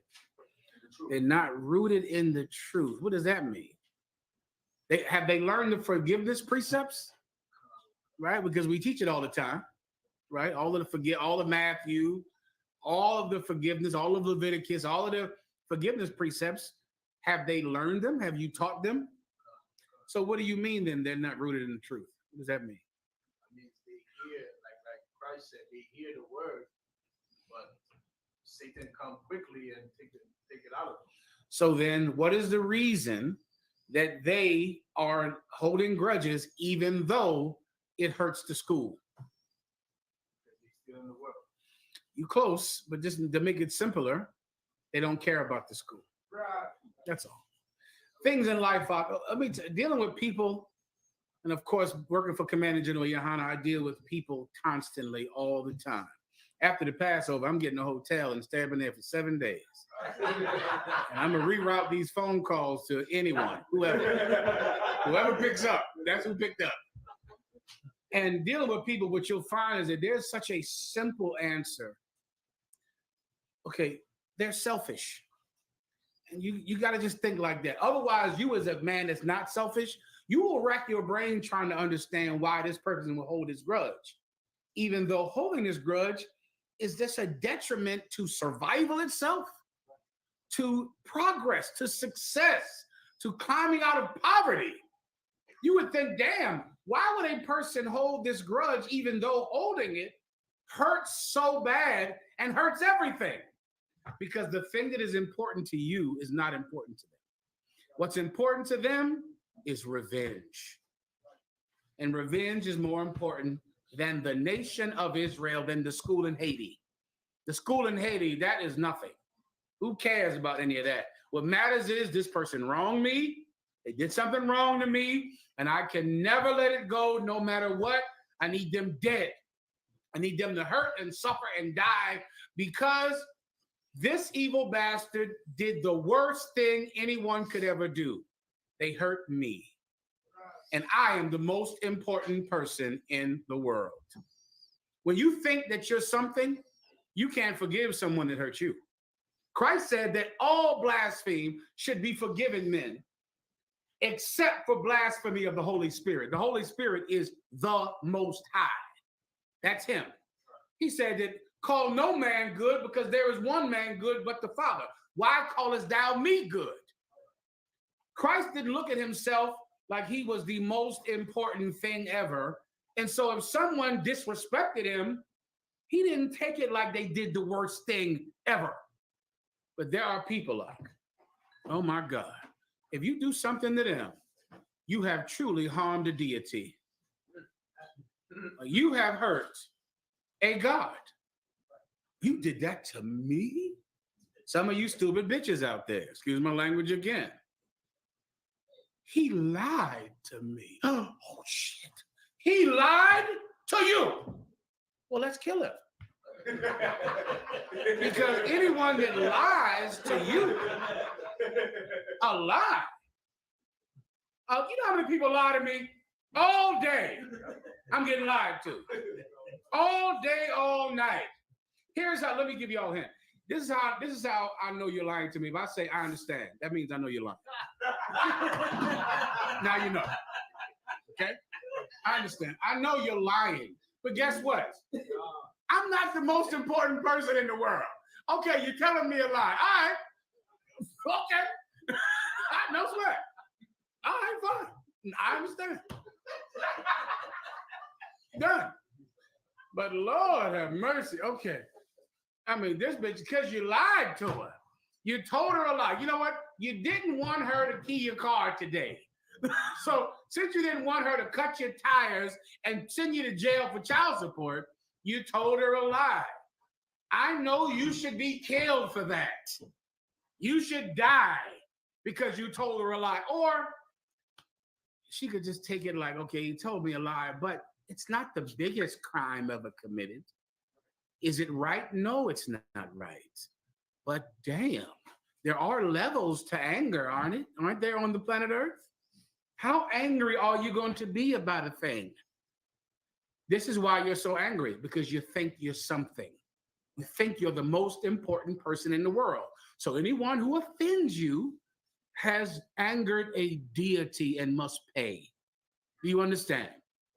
The person that you're talking about, he doesn't care about the school he cares about. So that's your problem. You got to find men in Haiti out to care about the school. That's that. All right, next. So we're still on this two verses. If I could give you one more thing. You know what you're going to need for the Third World War? Something you need for your family. Compromise. You're going to need that. Compromise is how families stick together. The essence of compromise is forgiveness. You don't get your way. You don't get to do everything you want, have everything you want. You're compromising. You're not getting your way. People that get their way are single people. People that don't have children or wives or families or friends. Then it's just you, and you can get everything you want and have it just like you like it because there's no one to please but yourself. But if you want a friend, then you might have to go where he wants to go or do what he wants to do or have things the way he likes it. If you want a wife, you might have to give your wife what she wants and say the things that she likes to be said and to do things that she wants to be done. If you want a husband, you might have to do things that he likes and have things the way he likes. You're going to have to compromise. You're going to have, Alexa, what does the word compromise mean? Is she on? Concert. Alexa. It's a woman. Slocky, sir. Go ahead. Alexa. She shut off. I don't know what happened, sir. It's all right. You can look it up if you need to. All right, compromise. If you can't compromise, you're not ready for the Third World War. You can't go into a basement and stay in there until the bombing ends. You just can't do it because you can't compromise. You need to have things your way. You're going to fight in the bomb shelter. You're going to argue and fight and scrap in there the same way you do in your house over what? The toilet seat or dishes? Right. Dishes. If you're fighting over dishes, you can't go into the Third World War. You can't, you're not ready for that because dishes are destroying your family. Dishes. You disgust me. Next. So we're still on the, we still didn't finish the two verses that were asked for. Go ahead. Ecclesiasticus chapter 29 and 15. Oh, she's back on now, sir. No problem. Ecclesiasticus chapter 29 verse 15. Mm-hmm. Forget not the friendship of thy surety, Mm-hmm. for he hath given his life for thee. Mm-hmm. I think I broke that down. These brothers in this room and these sisters, these are the brothers that have given their lives for you. They've given their lives for you. Their parents hate them because they're around you. Remember that. Remember that. These brothers in this room and these sisters, their mothers and fathers have disowned them because they are with you, because they sit with you, because they go to camp next to you. And now they don't, their mother doesn't love them anymore. Their wives don't love them because they come and hang out and sit and protect you. You remember that when the Third World War comes. Now you know who you can depend on because you could depend on them before the Third World War. They were there. They sacrificed their lives for you. It will be very easy for so many brothers and sisters to have peace and love with their families in the world. Easy. All they would have to do is not see you anymore. And there will be no more arguing with their mother, with their father, with their wives, with their husbands. They would just have to no longer see you. But because they see you, even though in so many cases they still see their mother, they still see their father, but their mother and father just won't let them see you. And because of that, they can't be loved by their family that they grew up with. These men have sacrificed their lives for you. These sisters have sacrificed their lives for you. You can rely on them. They are a surety for you. Continue. Verse 16. A sinner will overthrow the good estate of his surety. Come on, read that again. A sinner will overthrow the good estate of his surety. A sinner will overthrow the good estate. What is an estate without me giving it to you? Old word, come on. Alexa, what is estate? Here's something I found on the web. According to council.us, estates are either in possession or in expectancy. It probably has a noun. An estate is a home, a house, like a real estate agent, right? An estate is a home. A sinful man will overthrow your home. He'll overthrow it. He will have sex with your wife. He'll seduce your wife. A lot of your friends in the world, they were doing that like crazy. You were probably doing it to some brother. Well, you go in there and you know he cheating on you. He is cheating on you. He is not a good man. He is cheating on you. Let me help you out, sisters. If your husband's friend comes and tells you that your husband is cheating on you, he is doing that so he can have sex with you. Am I telling you something you don't know already? And so many women go, thank you, Charles. Thank you for telling me that he's cheating on me. Even your friends know that you ain't treating me right, bitch. He's trying to have sex with you. That's why he's telling you, and he's going to have sex with you. And guess what Charles is going to do after he has sex with you? Blow my mind. He's going to cheat on you. Yeah, in the back. Yes, sir. If I may, it's funny. Yes, sir. If I may, it's funny you say the name Charles because my friend in the world, supposed to be friend in the world named Charles, don't even do the same thing. I apologize. Give him my hand, brother. It's all right. It happens. I understand. Well, there's a lot of brothers with a lot of different names doing the same thing. All right. That's someone who overthrows your home. Forget about stealing from you and robbing you to death. God forbid you try to open up a hot dog stand with him. He's gonna steal every penny that you have, and some old plan, some old get rich scheme, and he's going to snitch on you in court. He's going to always find ways to hurt you because you're close to him. You're his surety. You're the one he depends on. So because of that, he has to steal from you. He has to hurt you. He has to rob you. Everyone understands. Go ahead. Anything else? Yes, sir. The next verse, If we need it. Counselor. Go ahead. Verse 17. And he that is of an unthankful mind will leave him in danger that delivered him. Sit up. He is of an unthankful mind. This brother has been there for you, suffered with you, stood by your side at camp. You know how dangerous it is going to camp. It's a dangerous thing that we've done, brother, since 1969. Absolutely dangerous. With no guns, with nothing but the fear of God to protect us. And this brother does it with you. He shows up. He's there. And what will you do? Sleep with his wife? Steal from him? Rob him? Shit. Moving on. Everybody gets it. I hope so. Is that enough for sure or not? That was the 3 verses. Sir. Done. Any other questions? In the room? Online? Counselor. Come I on. have this question here from Zabadia up in Canada. Mhm. He wants to know, sir, in Genesis 31:7, was Laban's intention to hurt Jacob? Go ahead. Counselor. Genesis chapter 31, After this, we'll get to the verse Third 7. World War, right? Go ahead. Yes, sir. It says, and your father have deceived me and changed my wages 10 times, but God suffered him not to hurt me. Was Laban's intention? Is this Laban where the brother worked for him for all those years for those sisters?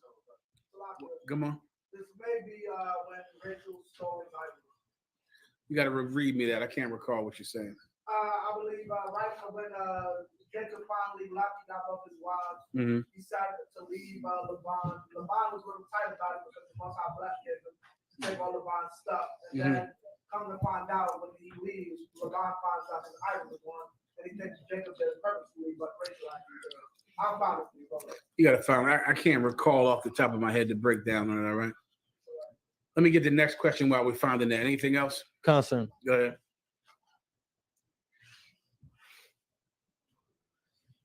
The next question I have for you, sir, is from Shadaya Allah. Mm-hmm.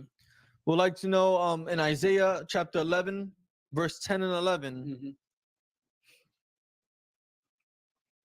precepts and understanding Baba Kushah.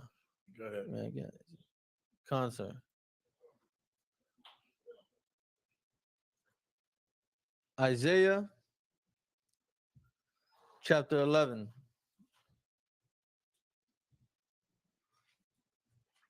Verse 10 through 11. Counselor, here we go. Isaiah chapter 11, verse 10. And in that day there shall be a root of Jesse, which shall stand for an ensign of the people. Mm-hmm. To it shall the Gentiles seek, and The his root of rest shall. Jesse is speaking about YAHANNA Christ. Jesse is the father of King David. That's David's father. His name was Jesse. In those days, there shall be a root of Jesse, meaning someone that comes from the root of Jesse. Jesus Christ comes from the root of Jesse, based on Romans, the 3rd chapter, because he was of the seed and lineage of David. David's father is Jesse. This is a precept about Jesus Christ, a black man from the tribe of Judah. Go ahead.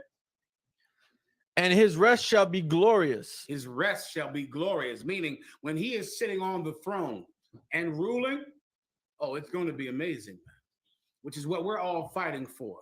We're like any other rebellious force, any other freedom fighter fighting for the freedom of their people, man. They're doing it right now in the Ukraine. Right. They're doing what we're doing, but on a much smaller level than us. Right.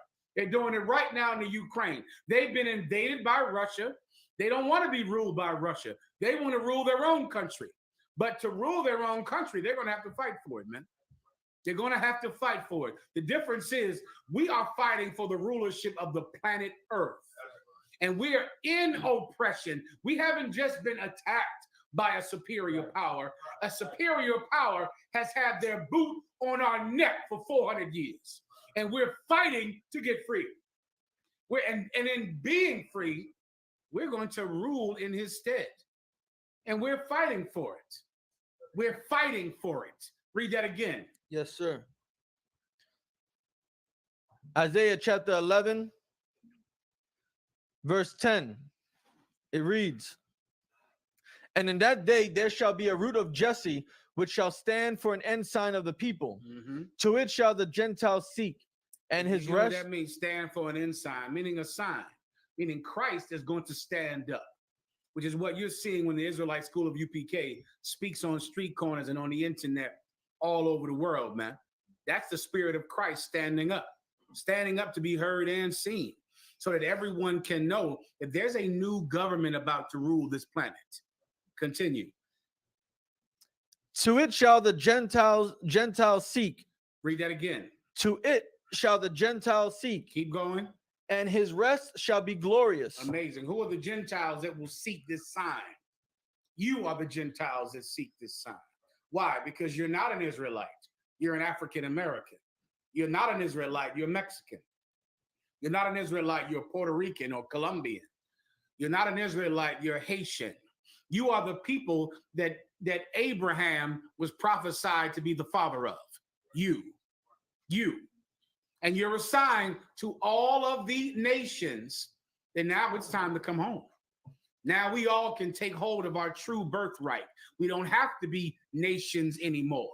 We can be one nation in the hand of our God under Christ. You are the Gentiles that this precept is talking about. Keep going. Yes, sir. And his rest shall be glorious. Oh my God. And his rest, meaning now these Gentiles come and they serve Christ, and he's on the throne ruling, and we are not in captivity anymore. We're not. That's the rest. And what's the rest? The rest is being free from our slavery. Precept. Come unto me, ye heavy laden, for my burden is light. Now, all of the slaves who have been African American, Haitian, and Caribbean now can finally get rest, because our slavery will end when Christ sits on the throne. Anything else?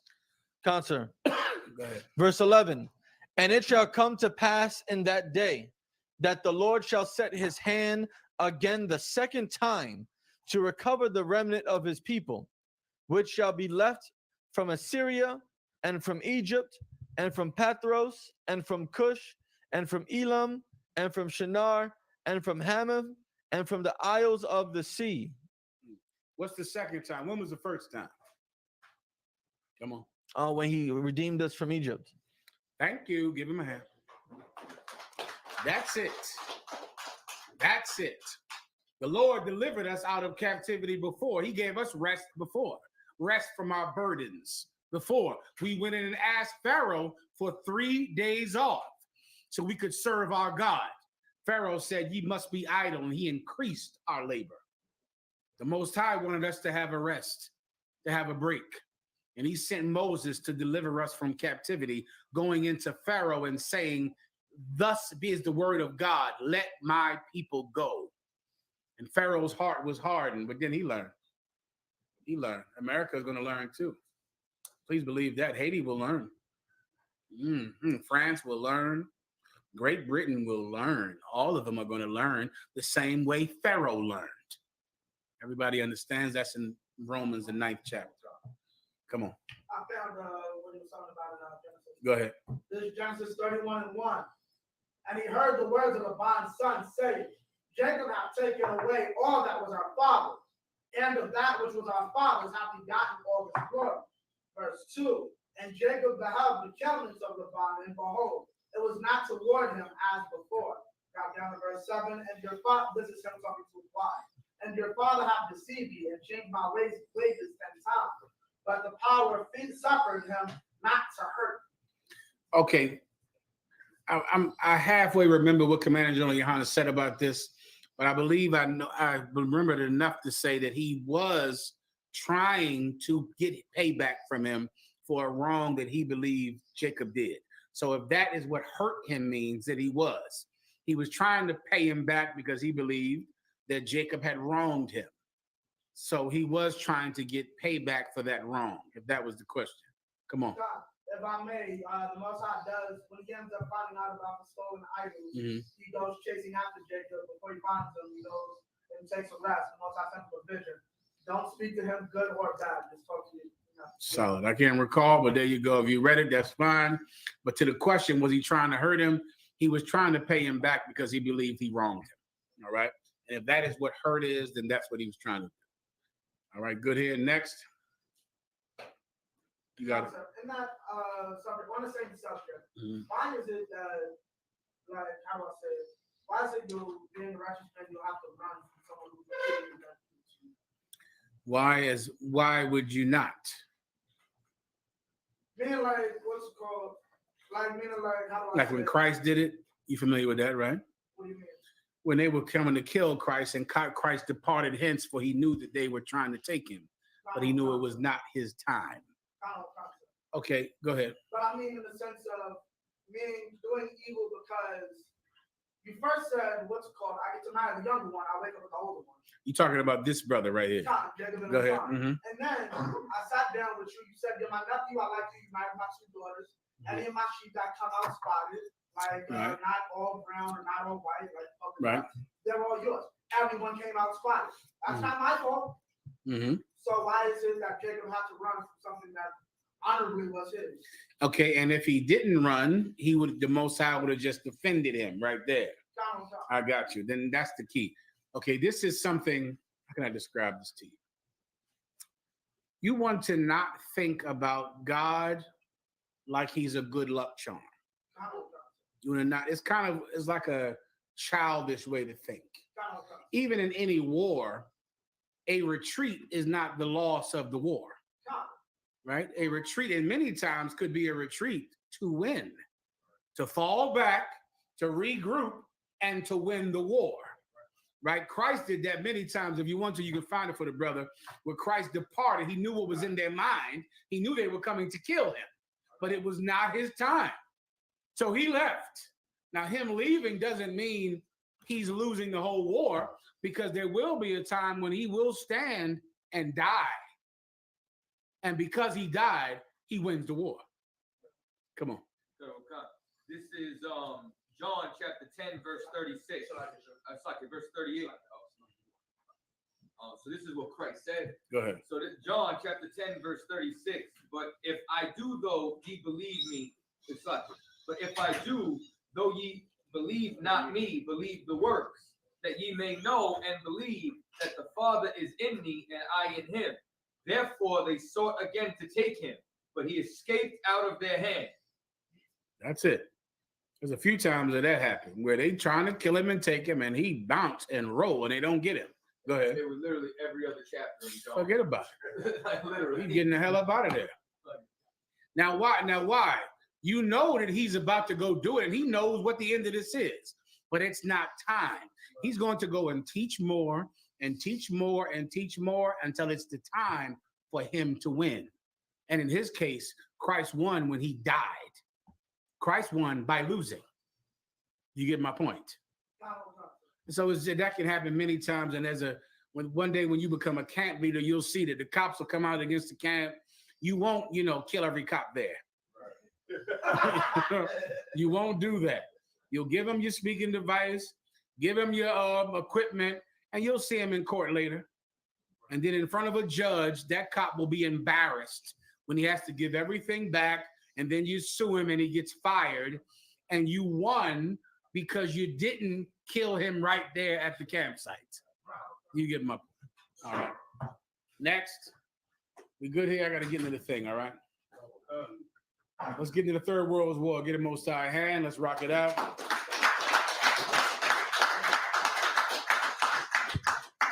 Let's go to Ezekiel, the 38th chapter. 38 and 2.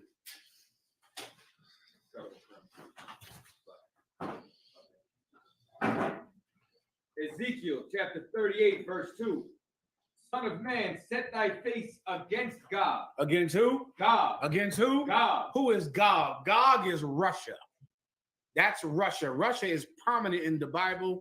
Russia is the enemy that will fight the great whore during the Third World War. And that's what this battle is about. It's about Gog and Magog fighting the great whore that sitteth upon many waters. That's the Third World War. The Lord said, son of man, set your face against Gog. What you're going to see right now, Russia is being pushed into taking a warlike posture, and Russia is going to be destroyed. Russia is going to be wiped out and utterly destroyed.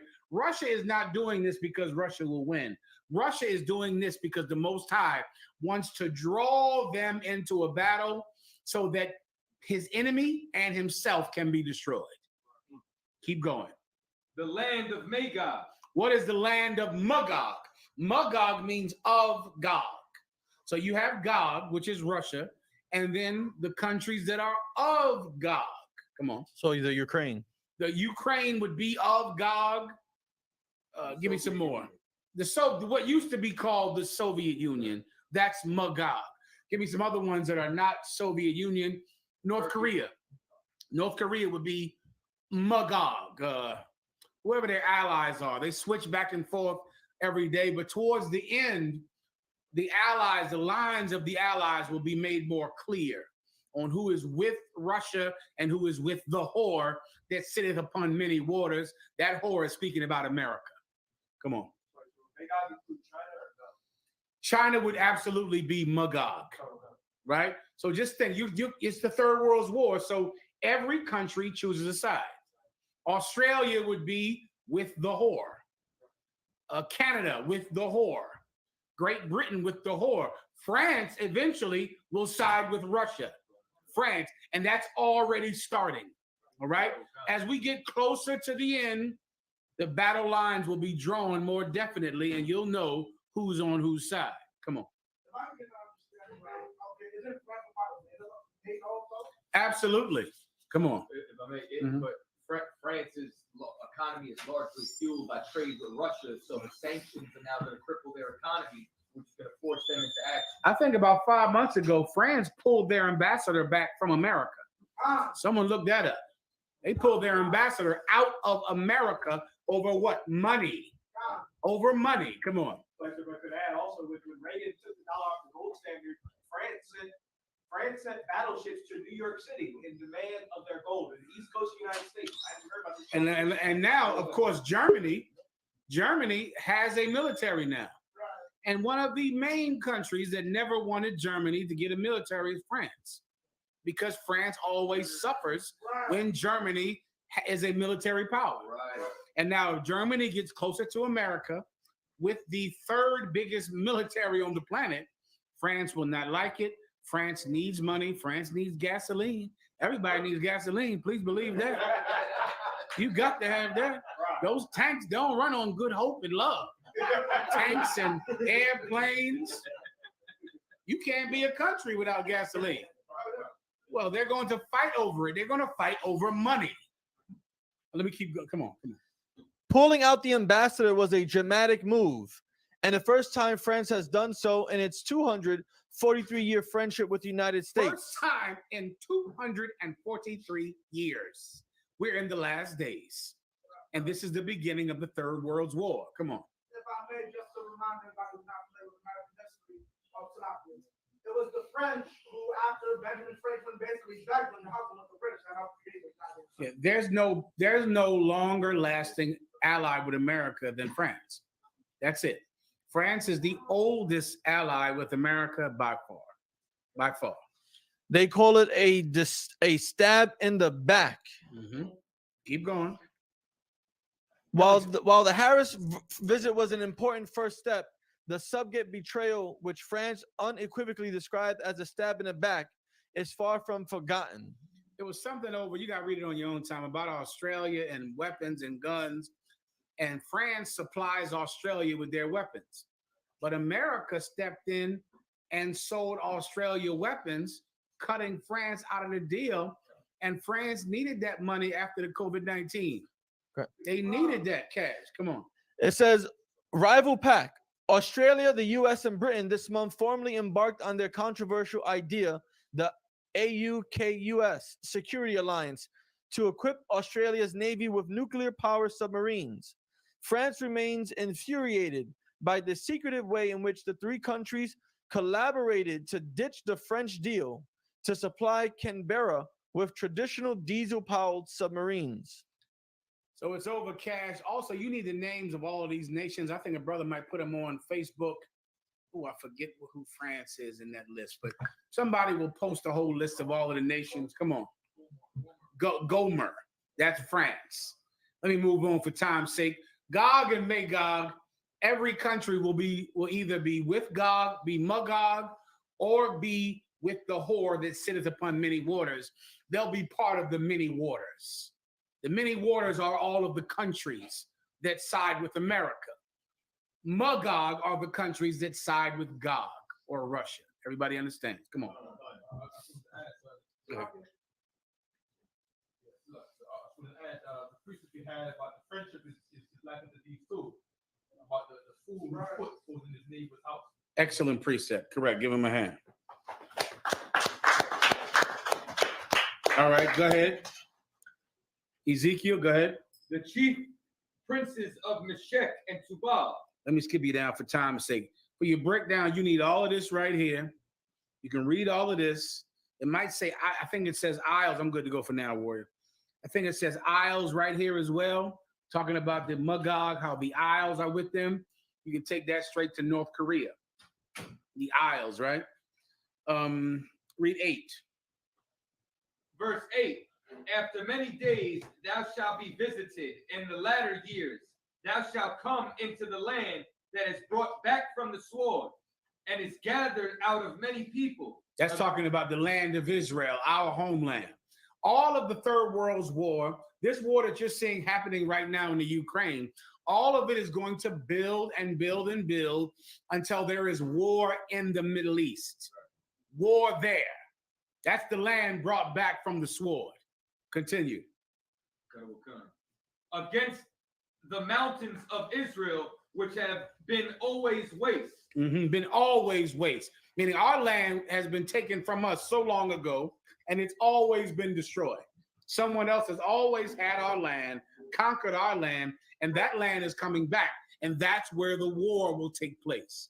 So even though it's so terrible right now, the end is not yet. What you need for this too is Matthew 24, the whole chapter. You need the entire thing. Keep going. But it is brought forth out of the nation. Yeah, it's coming back. Right now, the other nations have our land, but it's going to be brought forth from their hand.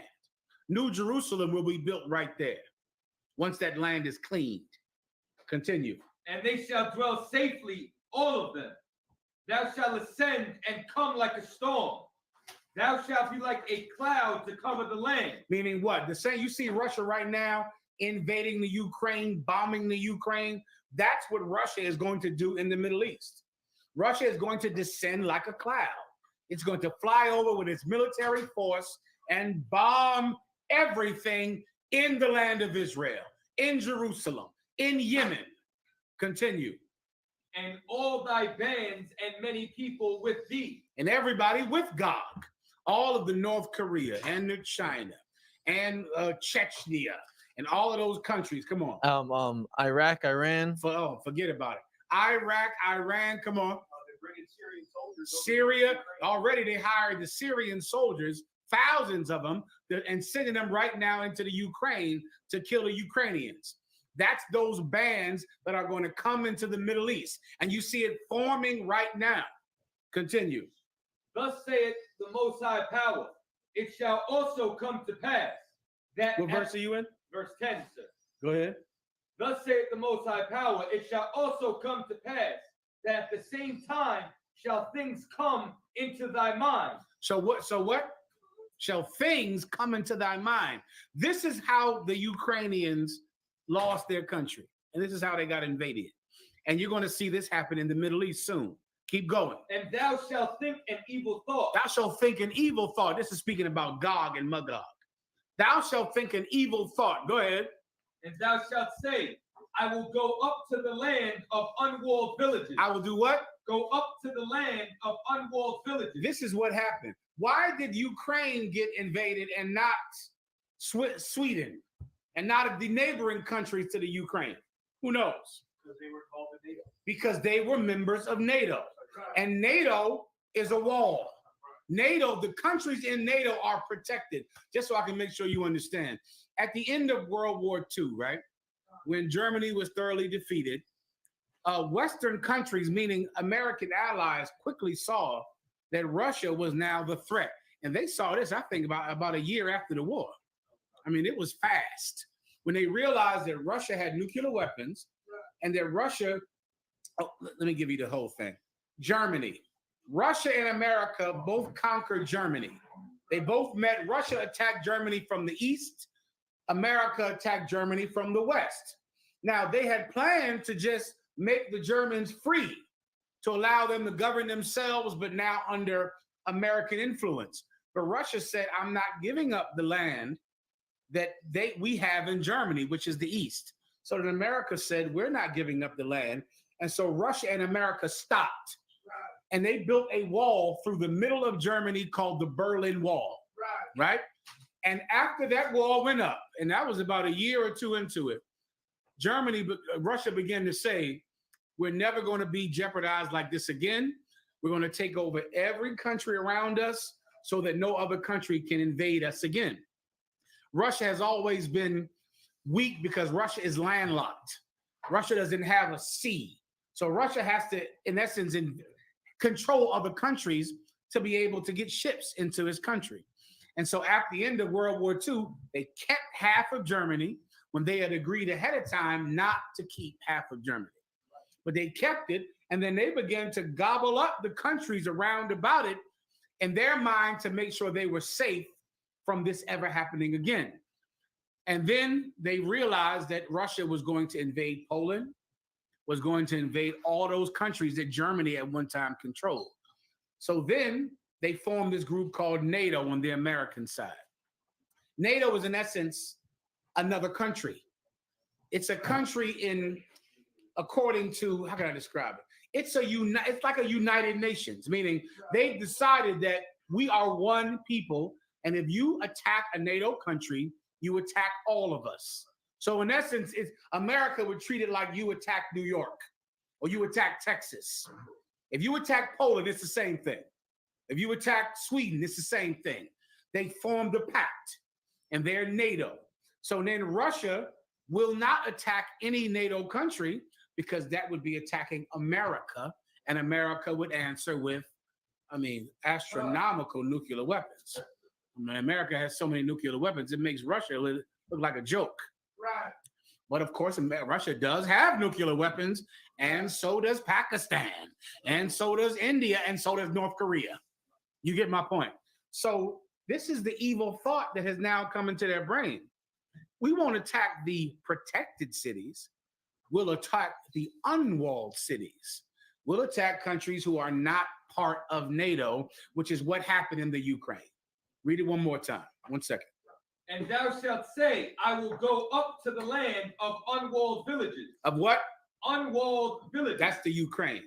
And this method is going to work for them, where they don't attack a place that would cause nuclear war.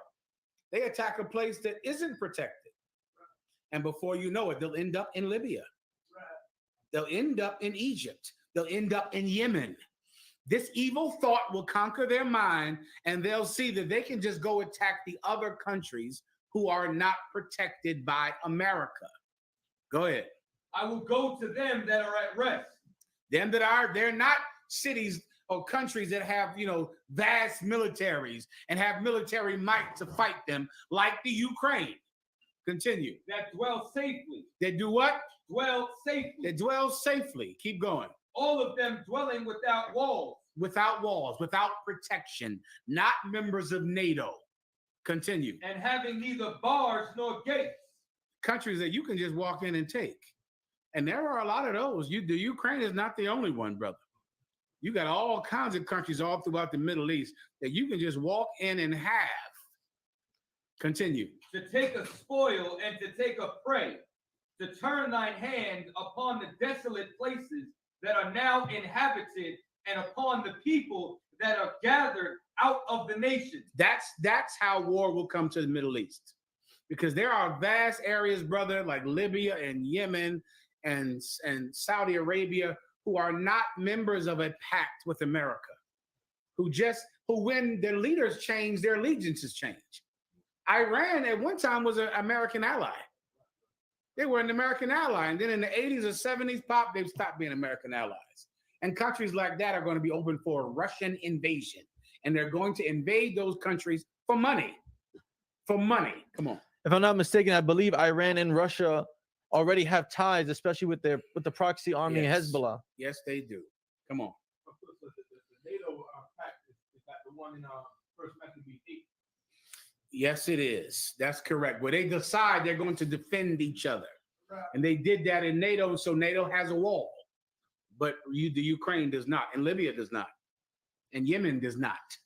Saudi Arabia does not. And Kyrgyzstan. And Kyrgyzstan does not. Come on. We use that for Taiwan too, right? And Taiwan, yes, China and Taiwan, they do not. Come on. If I may, from what I'm seeing, everybody's saying this is all because of, if I may, Ukraine's insistence to try to get into NATO, and the reason Putin supposedly is moving as quickly as he is so those admissions papers or that application doesn't go in, because you understand. The minute that application goes in, you're in NATO, what's it called? Ukraine's on. Well, that's correct. I mean, it's once they become part of NATO, then he can't invade them without risking, being obliterated. Right. And so he'll do it now. It's an evil thought that came into his brain to attack an unwalled city, a city without protection. Come on. Please. We got to move quickly too, Arkin. Come on. This is First Maccabees 8 and 24. If there come first any war upon the Romans or any of their confederates throughout all their dominion, the people of the Jews shall help them, and the time shall be appointed with all their heart. Neither shall they give anything unto them that make war upon them, or aid them with victuals, weapons, money, or ships, as have seen good unto the Romans. That's a pact when Israel made a pact with the Romans to become a Roman province. They were controlled by Rome, the allies of Rome. Rome owned them, and that was the situation that Christ was born in, being oppressed under the Romans. You got to read all that down, right? I'm going to skip you around to Ezekiel 39 and 6. Go ahead. Ezekiel chapter 39, verse 6. And I will send a fire on Magog, and among them that dwell carelessly in the isles. In the isles, all of those Moabite countries. You got North Korea.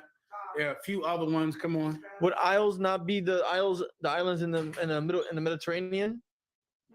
They can be all of them. Okay, Counselor. What you want to say is these are not just the countries round about Russia, but the islands.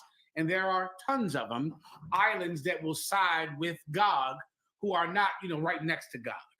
But they're off in the islands, and this would include the countries that are not near Gog.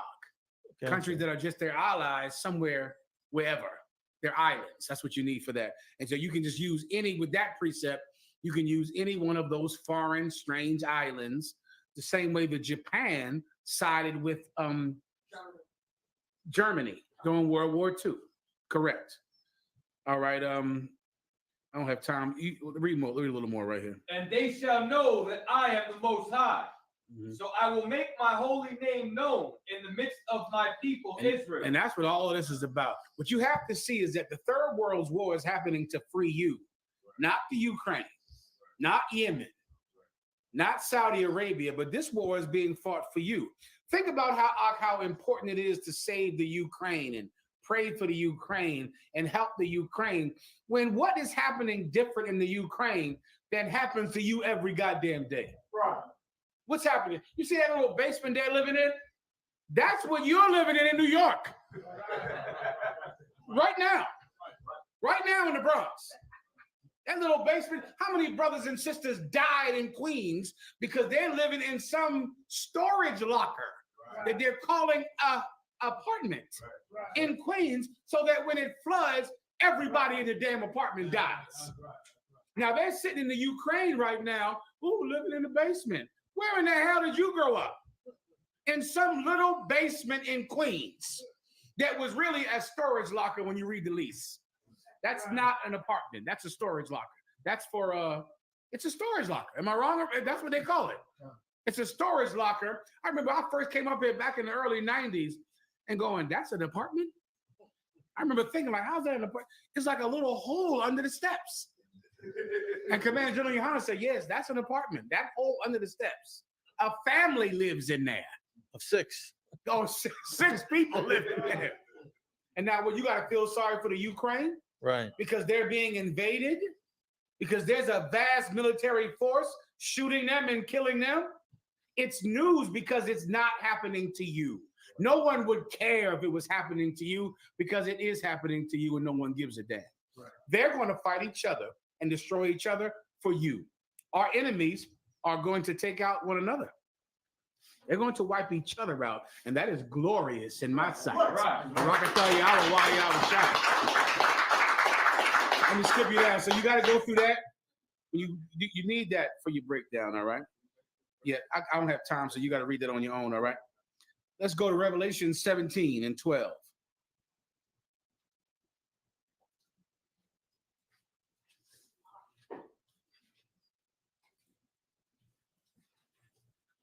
Revelation chapter 17, verse 12.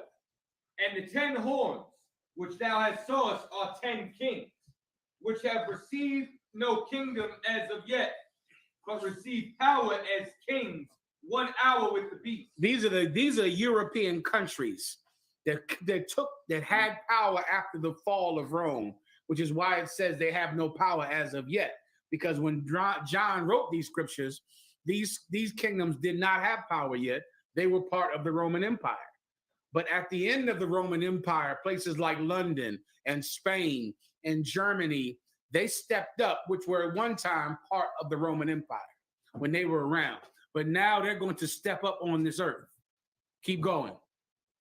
These have one mind, and shall give their power and strength unto the beast. Unto what? The beast. Unto what? The beast. And what is the beast? The beast is the military power of Esau. That's the beast, the animal. The picture of Caesar Borgia, or what the world calls white Jesus, that's the image of the beast. It's not the actual beast. The actual beast is just a killer. It's like a dragon or a serpent or a snake or a crocodile. He is just all teeth, all murder. But the image of the beast is love and kindness and forgiveness. But these 10 horns empower the military might of Esau after the fall of the Roman Empire. Continue. These shall make war with the Lamb. Oh, they're going to make war with the Lamb. What's the Lamb? The Lamb is the Spirit of Christ. They're going to make war with the Spirit of Christ. Keep going. And the Lamb shall overcome them. But they're going to lose in the end. Right. Let me skip you down. Stop right there. You need all of that. Let's read Revelation 6 and 1. Now, I'm giving you, the precepts I'm giving you, right? Just read around them. Read around them. You'll get more precepts to fatten up your precept book for the Third World War, which you better become very expert in the last days, all right? Revelation 6 and 1, go ahead. Revelation chapter 6, verse 1. And I saw when the Lamb opened one of the seals, and I heard, as it were the noise of thunder. I'm sorry, hold that. Go to Revelation 5 first. 5 and 1. Revelation chapter 5, verse 1. And I saw in the right hand of him that sat on the throne. I'm sorry, 5 and 5. Verse 5. And one of the elders saith unto me. This is a revelation that John wrote when he was in prison. First, you need to visualize this vision, right? John, of course, was in prison in a terrible, terrible time. And the Most High was showing him the future. And he saw this book with 7 seals. So a seal is like, imagine a buckle, so that you can't open the book because it's buckled, right? And John is looking at the book in the right hand of God. And he's looking at this book in his right hand, but he sees that there are 7 buckles on the book. That's what you need first, all right? Go ahead. Weep not. I'm sorry. You better skip up above it. Verse 4. Mm-hmm. And I wept much, because no man was found worthy to open and to read the book. So John is seeing this book in the right hand of God, but seeing that the book is locked shut. And he cries. He begins to cry because he knows if this book is not open, you know what happens? More of the same. That's what happens. There can be no change on this earth unless these prophecies are finally revealed. There can be no change. What happened to you will happen to your children. Do you know that your grandmother and your grandparents, they thought that something better was going to happen to you? You know that? That's what they thought. They were looking at you and thinking about you. They didn't know that you'd be homeless, you'd be molested, you'd be poor, and you would go into prison. They thought that life was going to be better for their children, like every parent thinks. But what happened? More of the same. Well, brothers and sisters, if Christ doesn't return, your children don't have any hope. More of the same will happen to them.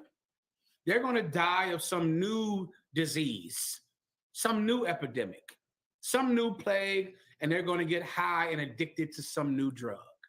And they're going to go to one of the many new prisons that they're going to build for your children. Nothing will change at all. And so as John sees this book locked shut, he begins to cry. He starts crying. Keep going. Neither to look thereon. No one could look at the book. Keep going. And one of the elders saith unto me, weep not. He says, don't cry, John. Don't cry. I know you're sad, and I know that you want this oppression to end, but don't cry. This is why. Keep going. Behold, the Lion of the tribe of Judah, the root of David, hath prevailed to open the book. That's why you don't have to cry. You don't have to cry because there will not be more of the same. This captivity is over.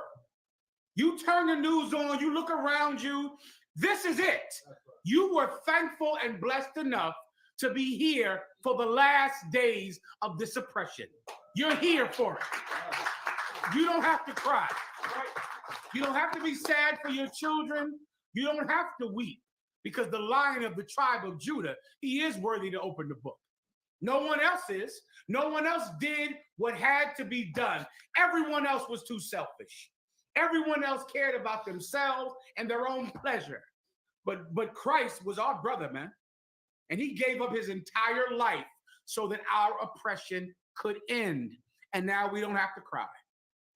Continue. And to loose the 7 seals thereof. Keep going. And I beheld, and lo, in the midst of the throne and of the 4 beasts, and in the midst of the elders stood a lamb as it has been slain, having 7 horns and 7 eyes, which are the 7 spirits of God set forth into all the earth. That's a representation of what you see right in front of you right here, and the schools that the Apostle Paul set up. And because of the Spirit of Christ, because it's been pushed and sacrificed for, this oppression can be over. And when you see the war happening with the Ukraine and Russia and the COVID-19 plague, all of these things are done because these seals are open. And you'll read it in this precept, how now one seal opens, and then the second seal opens. And then the 4 horsemen of the apocalypse are loose now because another seal gets opened. Each time a seal opens from this book, a new sign of the coming of Christ is revealed on this earth. And it's done for your salvation. Let me give you another one. Go down to 6 and 1. Revelation chapter 6, verse 1.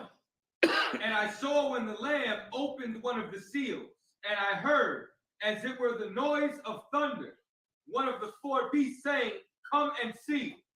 And I saw, behold, a white horse, and he that sat on him had a bow, and a crown was given unto him. Do you see this? You'll read all of these down, the four horsemen. Each time he opens one, boom. He opens the first one, what happens? The Spirit of Christ now takes charge and is riding on a white horse with a weapon in his hand. That's the Israelite school of UPK on the charge. On the charge. And then open another one and another one, and you'll see war break out all throughout the earth. Then you'll see plagues and pestilence open all throughout the world. Why? Because these seals are being opened. And you're living in the last days, and Christ is coming back. And the third world's war is about to begin. But don't be afraid, because the end is not here yet. We're not there yet. You still have some time to work on your friendship, to work on your brotherhood, to work on your kindness and your compassion. But you don't have a lot of time. Let me skip you down. Okay, you're gonna need all that all around there in Revelation 6. Let me give you this. This is the last one. All right. You need Luke 21 too. You need Luke 21 and 32 and 34. You need Luke 26. Save those. You need those, right? Remind me in the next class, and I'll break them down for you if you need me to. But I want to end it right here with 2 Peter's 3.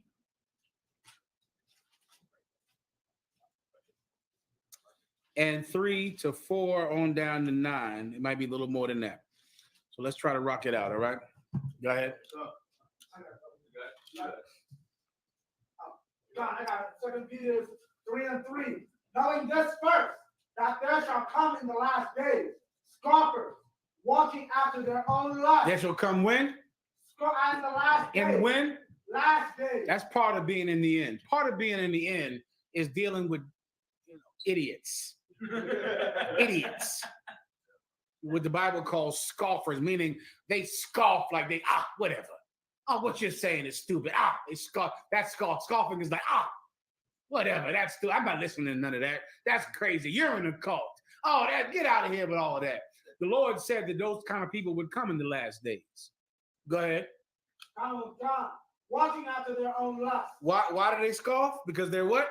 Walking after their own lust. That's all it is. I mean, people in the world are so simple to understand. You're complex because things matter to you more than your penis and your stomach. Right. But someone in the world, life is about their stomach and their genitalia, and it's about nothing else. Right? The reason that they, I'm not listening to you. I don't want to hear you. The reason they scoff is because they're full of lust. This is just about pork. That's all it is. Let me listen to this carefully and remember this when you leave the truth. No one leaves the truth and doesn't get high. When you leave the truth, you are getting high. You're going to get high because that's the reason you left. Right. No one has ever left the truth and go, well, I'm going to agree with them. Right. But let me just go home and not get high, not eat pork, and not have sex with whores. Right. You're going to leave the truth. And you are going to get high because that is really why you're leaving.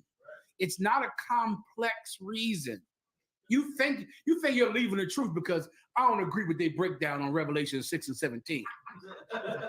I disagree with that. I believe that this Ezekiel 32 means this. Okay, I got you. What'd you smoke today? Because that's why you left. Who are you having sex with? Any slut that you met online? That's why you left, and you left about nothing else. You are a scoffer because you are full of lust and nothing else. Please continue. 4, and saying, where is the promise of his coming? And saying what? Where is the promise of his coming? What did they say? Where is the promise of his coming? They say, where is the promise of his coming? We're saying that Christ is coming back. They're going, where are these promises of his coming? I don't see it. What's different now than it ever was? Everything is the same. Where is the promise of his coming? Go ahead. For since the fathers fell asleep, all things continue as they were from the beginning of the creation. For since Abraham, Isaac, and Jacob died, nothing has been any different. There's always been conflicts and wars and famine. There's always been these same things. You're going to hear people say that. They're going to say, so what? The COVID-19 virus happened. The Black Plague happened. The bubonic plague happened. AIDS epidemic happened. Spanish flu. Spanish flu. This doesn't mean anything. So what they're fighting over there in the Ukraine? They fought. They fight in the Middle East. They fight in this country. Civil war. They invade in the Civil War. These things don't mean anything. Why should I give up whores just because of these wars I see, or just because of these plagues I see? Nothing is different at all. Continue. 5. 1 second. Go ahead. 5. For this they willingly are ignorant of, that by the word of the power the heavens were of old. Let me explain something to you. When you meet someone like this, and you will encounter them, when you'll show them the prophecies happening right in front of their face, and they'll think that it's nothing special. They'll think it's nothing. They're ignorant of this. Read that again. For this they willingly are ignorant of, that by the word of the power the heavens were of old. This is what they're ignorant of. By the word of God, the heavens were of old. When you look up in the sky, that sky is there because God willed it to be there. Now, you need that to understand this. Everything that you've ever seen that has ever existed exists because the word of God made it exist. Continue. Power of God, and the earth standing out of the water and in the water. And the earth, you see the earth that's out the water and the earth that's under the water. The reason that earth is out the water, like the shoreline, and the reason that earth is under the water, like the deep sea, is because God commanded that the water not touch the shore. Right. And God commanded that this earth be underwater. God willed the shore to stop there and for the deep to stop here. Continue. Sirs, whereby the world that then was, being overflowed with water, perished. But then one day, guess what happened? The deep water came on the shore. Right. Ooh, it did. Oh, it happened. Everybody looked at Noah like, "What, you crazy drunk? What are you doing over there building a boat when we're on the dry land and the deep water is over there?" They thought what? Blow my mind. Show me I'm not wasting my time. They thought what? They did, but bring me home to the point that I'm trying to make, young man. Sloppy, sir. They thought that the water would never make it. Why did they think that? They got too conceited within themselves. You right there. It's one obvious reason that they would think that this shore, this dry land, will always be dry, and that deep water will always be there. Same young brother. Because it was always there. Because it was always like that. Do you understand? That is the ignorance of conceit. You see the world the way it is, and in your ignorance, you forget that the world is the way it is at God's will. And when God's will decides that the deep water comes on the shore, it will happen too. If the shore is dry, it's because God wants it to be dry. But he didn't always want it to be dry. There was a day that came when he wanted it to be wet. And that happened during the time of Noah. Well, everyone looked and said, that water will never come over here. It will never rain that much because it never has, right? People think that things will just be always the way they have been. It's normal for you to think like that. I'll explain why you think like that. That's an ignorance and conceit.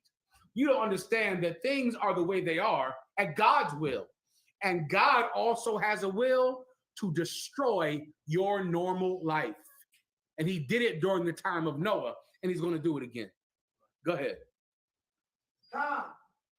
The 7, but the heavens and the earth, which are now by the same word, are kept in store, reserved unto fire against the day of judgment. And now the heavens and the earth are kept in store, meaning what?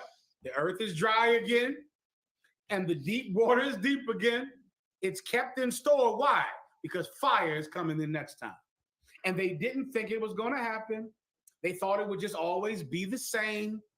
But the reason that there are no giant floods killing everybody right now is because he's going to kill with fire this time. That's why. Continue. Sis, 1 second. Sis, go ahead. Microphone.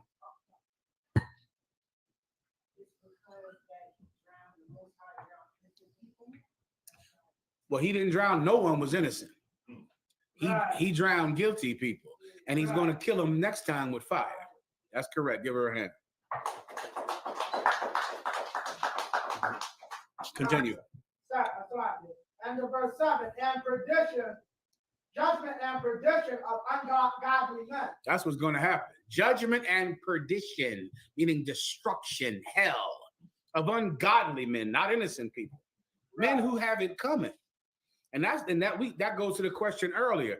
It would help you to understand you got it coming. All the bad things that happen to you in your life, you deserve it. Just free yourself with that. Free yourself with, I had that coming. I had it coming. What happened to me, really nothing is happening to me compared to what should have happened. And you can be free once you start realizing that. Things could be worse. Free yourself with that thought. As terrible as it is, it could be worse.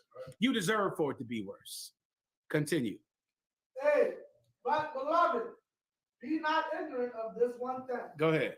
That one day is with the Most High as 1,000. That's what you have to understand. When you look at the world like things will always be this way, in your mind, it's been this way a long time, hasn't it? It's not really a long time. Because one day to the Lord is like 1,000 years. So really, he's only suffered your sin for a short time. It's really nothing to him. He'll wait from the time of the flood to the time of the coming of Christ. To him, it's 2 days. To him, it's like that. To him, it's not a big deal. To you, it's like life will never change because it's been this way for so long. To him, he's waiting for a couple of days to kill everybody. And that's that. And you want to remember that when it comes to him. He'll elaborate. Keep going. As one day. Now, the Most High is not slack concerning his promises. He's not. If he said he's going to do it, he is going to do it. Right? Because in your mind, it hasn't happened for so long. Don't think it's not going to happen. He is not slack in his promises. He's not lazy or has forgotten about Judgment Day. So as you think that this life will go on forever and you'll always have the restaurants to go to, and you'll always have the police to depend on, and you'll always have the hospitals to help you, and you'll always have cars to drive and planes to ride, keep thinking that if you want. That's what they thought during the time of Noah, until it was not so. Continue, I gotta go. But beloved, be not ignorant of this one thing that Most High is not slack concerning his promise, as some men count slackness. I mean, some men might forget what they promised to do, but he doesn't. Continue. But is long suffering to usward, not willing that any should perish. Here we go. Now you see why you got so much time before Christ came back. Read that part one more time. But is long suffering to usward. See, he wasn't slack. He didn't forget about Judgment Day. He didn't forget about the great death that we all deserve. But you know what he is? He's long suffering and gives us time to repent. And that's what we've been given. We've all been given time to get ourselves together. Read that part one more time.